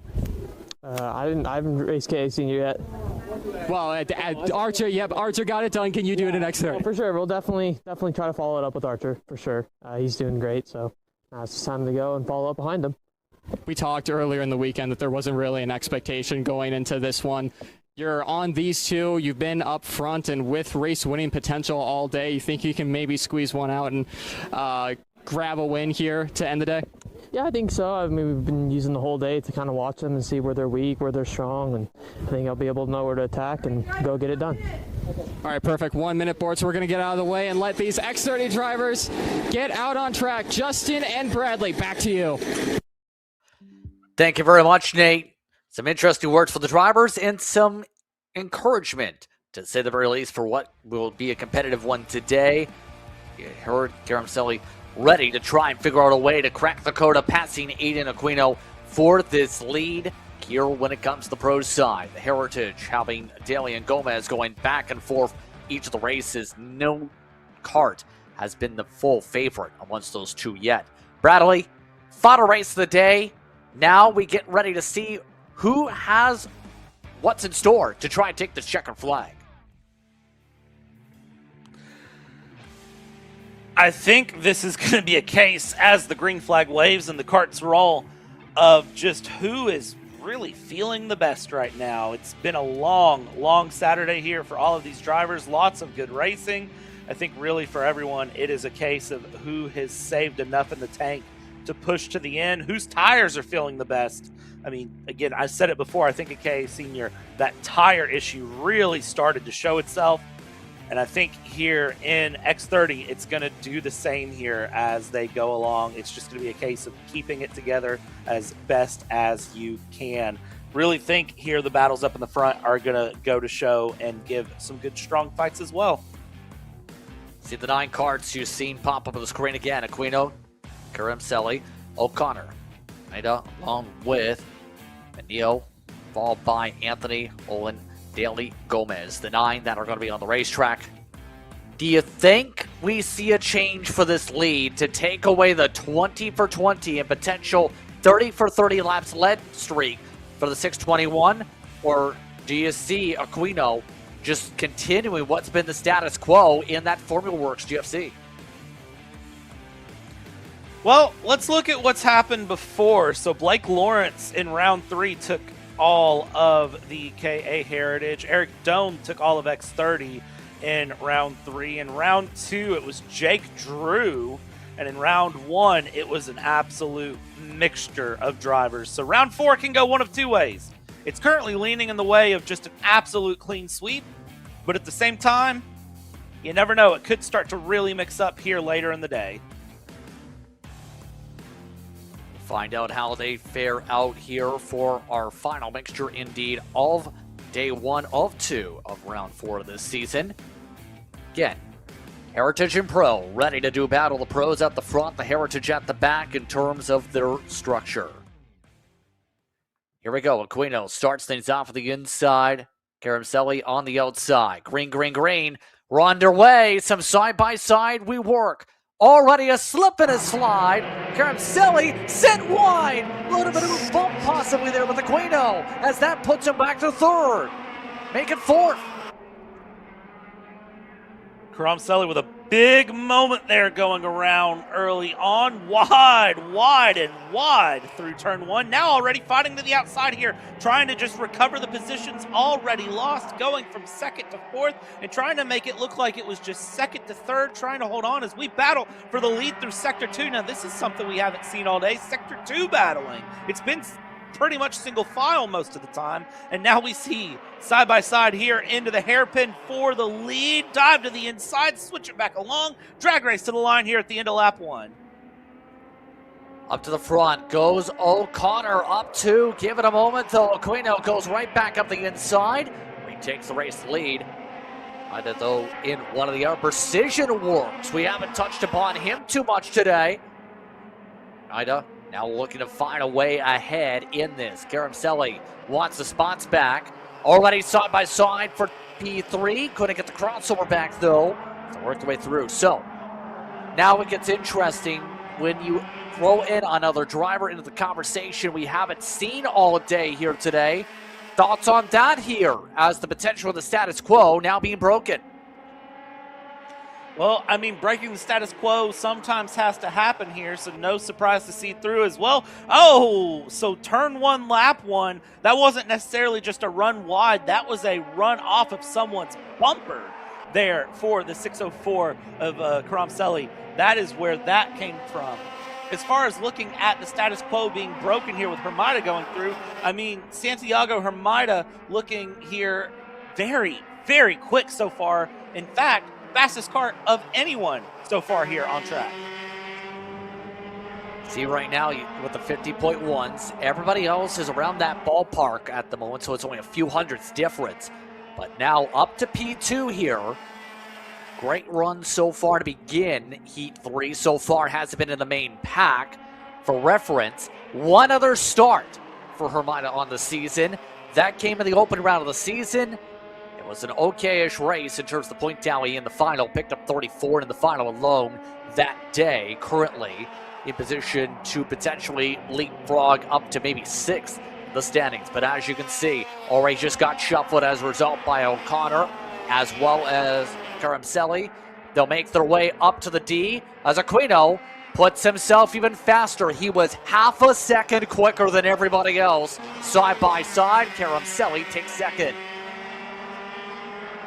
The big thing for Aquino that's helping get this extra pace right now out of that X30 Pro is the fact that there's no battling right now. Everyone behind him is battling. He's got clean air, clean track, clean nothing to worry about. Put the helmet all the way flat and just run her down the straights. And in the corners, just let that weight transfer, let that momentum carry, and do as much as you can here through the front. You see reaching down, making the adjustments there is Karamselli trying to find a way along here, sliding into turn 1, trying to do anything to find the momentum as Hermida and O'Connor battle it out. Hermida has a slew of runs in the Pro Kart Challenge last year and in the Challenge of the America in Tucson and Sonoma last year with some great consistent top 10 finishes. Just trying to see here if Santiago Hermida can move up to get to the very front and try to get a win here today. As you were discussing that, by the way, biggest lead out of Heritage all day is right now. Daly's got it. Last time by, 9/10 loss for Gomez. Obviously, mistakes coming into play there to grow the gap that much. That 9/10 is the big difference on the racetrack in of itself on the interval return. But as you can see, some of our biggest gaps of the day when it comes to the pros now popping up. At this point, Guino's just continuing to control things in the clean air. Yeah, Caroselli got the faster lap, but remember, he's going to have to potentially use up a lot of that tire life here with that 49.3 last time. He's going to need to do that for an hour 2-3 times just to get to the rear end and think about how the tires are going to fare out for the superheat tomorrow. Yeah, that's the big thing is with that tire change, when do you change the tire? What do you do? And, well, if you're Caroselli, I almost wonder if some of these drivers won't change tires before the superheat here as they go through. Let's send it down trackside here really quick. Nate, what do you got for us, man? Yeah, real quick for you guys. You guys were talking about the tires and how they've been handling this K1 circuit thus far. I talked to Tony Siragusa of Formula Works GFC, and it was explained to me a little bit further. I was questioning why the X30 drivers were not having as much issues with the tires than the KA. You put it plain and simple, the KA has a lot more roll speed throughout the corner. What does that mean? A lighter go-kart carries more speed, it puts more energy into that sidewall, and it causes that blistering that we're seeing mainly in KA Senior and not so much in the X30 guys, where they have to stop the kart a lot more. They can't carry as much roll speed, and they get more of their time on exit out on acceleration and not exactly the raw pace mid-corner. Guys? Extremely great point in terms of the difference between these karts. Caroselli, though, coming to the inside, takes the lead, takes it away. Aquino, for the first time today, not up in the front. Remember, the longest time he's not been the lead since Heat 1 has been maybe 15 seconds. This time, Caroselli is in a blistering pace on 3 straight lap streak of fastest laps to get to the front. Amazing pace coming out of Caroselli here going through, but the question that I have is, can he maintain it? Again, has he given too much here at this point, and is it going to be a charge from Aquino? Because here's the thing for Aiden Aquino, he has been running and dominating up front. As we get the 2-to-go signal, at this point, you got to wonder, has he saved anything? Has he been saving a little bit while Caroselli has been pushing? Is that where this challenge is really going to come along? Is the fact that Aquino has maybe saved enough in the back of the cart here for these final 2 laps as they come through the first D of the section into Sector 2. Well, the gap's not really pulling. It's actually close since they crossed the line. Yeah, now it's interesting if Aquino now has to be able to respond. Remember, he's been essentially able to pull away in the mid-run, then gets reeled in towards the end of the race. This is the first time he's had to be on offense all day. Coming up, 1 to go on the day. White flag in hand. Final time around for Caroselli. The effort is on for Aquino. It's 4/10. Last time by, it was Aquino still faster than the others behind, but not faster than the leader. They make their way out of 3 up to the D. Right now, Aquino needs a miracle. That he does here coming out into Sector 2. Gap there, still holding about half a second. I think, unfortunately, maybe the inverse has happened. I think Aquino just didn't have enough left in the cart coming through here into X30, the third heat, as they'll come through down towards the final corner here. And meanwhile, Heritage just now starting their final lap here. Daly and Gomez battling it out. Checker flag up in hand. Caroselli able to charge ahead. Caroselli takes the win over Aquino and O'Connor. Gets it done after setting 3 straight fastest laps. How about that pace there? About 57 miles an hour on the average on the win. Biden 4th, followed by Neo. Oh, wow, the Heritage Karts. They've closed up a little bit. You see Gomez trying one more attempt, but it's Daly who's able to keep it up at the front. Checker flag waves. You'll see them line up like this in the end here in this one, Brad. Caroselli up in the front there with Maxwell Sim Racing Team. Aquino, the Formula Works kart, there in second. Caden O'Connor finding third, and Hermida there in fourth. I think we'll have a good charge as we finish this cool-down lap through at 6:04. Got to be feeling good. That pre-race interview, I thought he had something in the tank there to give, but Aquino running away by almost a second, if not more. Unfortunately, not able to hold on to it here, as this is Aiden Aquino pulling in first. And you can see, even through the helmet, the body language kind of says it all. It kind of does, but again, difference one race makes as these drivers get out of their karts and roll through the tech line for the final time today before we go to superheats tomorrow.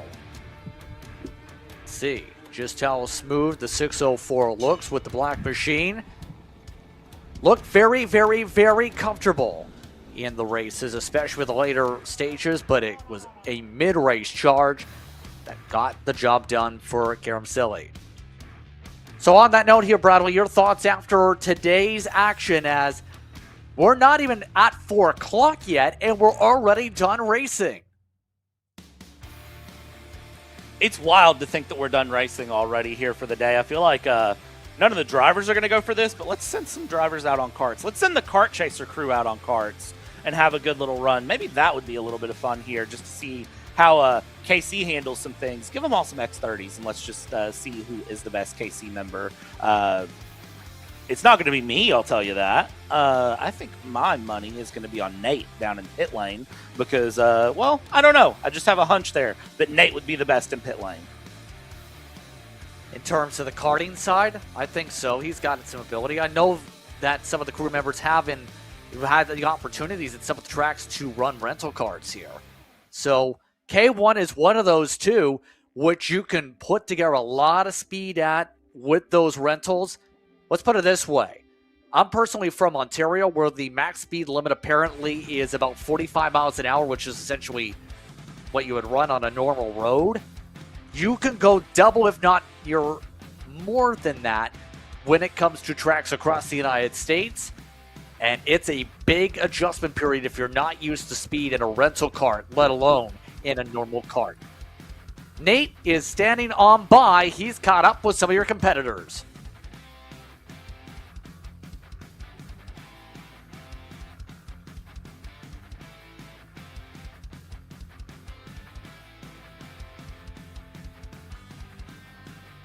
I believe Nate may be having a technical issue here with the microphone. We apologize there. So we will see that reset once again. You can see the smiles here as he'll sort that out. All this as well, these drivers prepare to finish up their tech lines. We'll say in the course of this real quickly in terms of the Heritage side. Been very impressed to see some of the older drivers do well today with Daly continuing things up. I believe Nate's standing by amongst that conversation.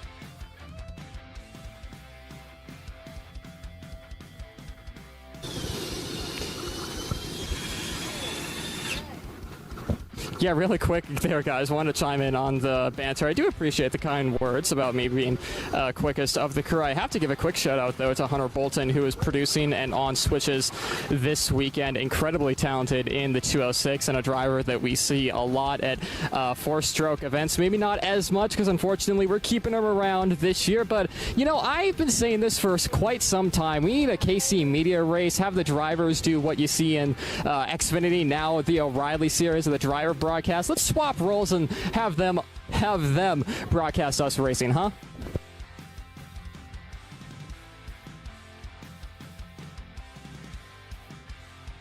I don't know if I'd survive on the racetrack. I'm not sure how you'd fare out, but I think some of the crew members absolutely can do well if you put them on the racetrack, and I'm curious in terms of how many would be able to make the transition here. Absolutely, in terms of that. But that in mind, It's going to be interesting tomorrow. Again, mentioned so much the conversation, the KAs in particular have been blistering up the tires.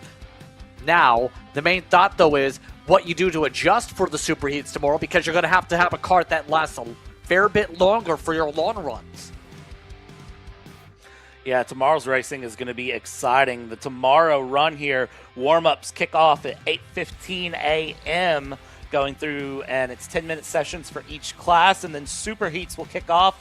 And as you touched on, 10 laps for the minis, 12 laps for the junior, and 15 for senior heritage and X30 Pro that they have to be able to run.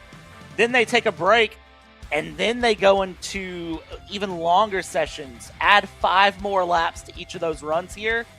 That's a big ask. I wouldn't be surprised, especially in KA Senior, KA Junior probably, if we don't see them change tires before the superheats. Instead of changing them just for the final, they may change them earlier. Might allow them to heat up the tires, get them up to temperature, but there's the risk, of course, long run. I think there's some of the crew members that will definitely chime in terms of that conversation point. But Nate is standing on by this time. Yeah, I'm here with Josh Daly. Josh, a fairly straightforward race for you. Unfortunately, only 2 of you guys this weekend, but just talk to me. How was the track there today? The track's really good still. I like the new configuration. It's a little bit different. It's a little shorter of a track, but got to be on top of that hairpin back there in the turn, which I'm struggling with a little bit, but we'll get it by tomorrow for sure. The racing's still been really good, even though it's just 2 of us. You know, Tony's really taking it to me. We're going back and forth and got our own little battle going on, so it's not like I'm out there driving by myself. It's nice. It's fun. Still good. So I'm going to let you stand in your soapbox here. What's your message to the rest of the West Coast Masters drivers? We've seen throughout the first 4 rounds, Heritage has had some really good racing. What's your message to them to get them out here? Just come and join us, man, and experience the fun that we're having. Everything we get to do, from the interviews to the flag preparation out on track and the champagne afterwards, it's all encompassing. It's so much fun. It really adds a whole another level to the racing, you know. I feel like we get a lot more for what we pay for to come out here. There's plenty of laps we're putting down, and it's a lot of fun. And we get like all the extras, being on TV. We get family at home that are watching us, and they're texting me and cheering me on throughout the day as they watch, whether it be my dad or my mom. So it's really cool. My brother's out there, and he's always watching and rooting me on. So I think it's worth it to come out and drive this series for sure. Don't think I could have said it any better myself. Josh Daly, winner in qualifying Heat 3. Josh, we'll let you get on your way. Appreciate your time. Shout out. I just want to say, you know, my team, Nash Motorsports, they've brought me so far, and they have done so much for me in my racing. For where I started, I've only been doing this for a few years, and they've brought me from a back-of-the-pack driver up to a front runner. And you know, I'm still looking for that first #1 official win for them, but it's Nash Motorsports all the way. I love my team. I love Seth and Blake and the entire crew, everybody under the tent. It's all about our Nash team, and I love it. So I just want to shout out to them and say thank you, Seth, and thank you to Nash and all the team. Perfect. Well, I appreciate it, Josh. You can get on your way, cool down after a hot one. Josh Daly, guys. Thank you very much, Nate. On that note, Near, it's just about time to say goodbye, as it's just about time for drivers to take a rest from the sunshine. On that note, remember, coverage starts early off tomorrow here on Kart Chaser to be able to watch the action here for this weekend. Once again, to reset how those times will be. Warm-ups will start approximately on our coverage around 8 a.m.-ish Eastern time once we have that going. Then we'll have the superheats in the main event later on in the afternoon, as these drivers will make their way around the circuit. Then that will be, of course, behind KC Premium. Be sure to sign up to KC Premium today to see racing from all across the nation live here on Kart Chaser, $9.99 per month. But on that note, it's just about time to say goodbye for today's action. For Nate Dean trackside, for Bradley Dalton, for everybody from Kart Chaser who works today and has been busy across the nation, I'm Justin Prince saying so long. Enjoy the rest of your evening. We'll see you tomorrow, where we continue our coverage of Champions of the Future and its America's Series from Winchester, California. This broadcast is the sole property of Kart Chaser Group, LLC. Any rebroadcast, reproduction, or other use of the images, audio, or accounts of this event, in whole or in part, without the express written consent of Kart Chaser Group, LLC is strictly prohibited. Thanks for watching.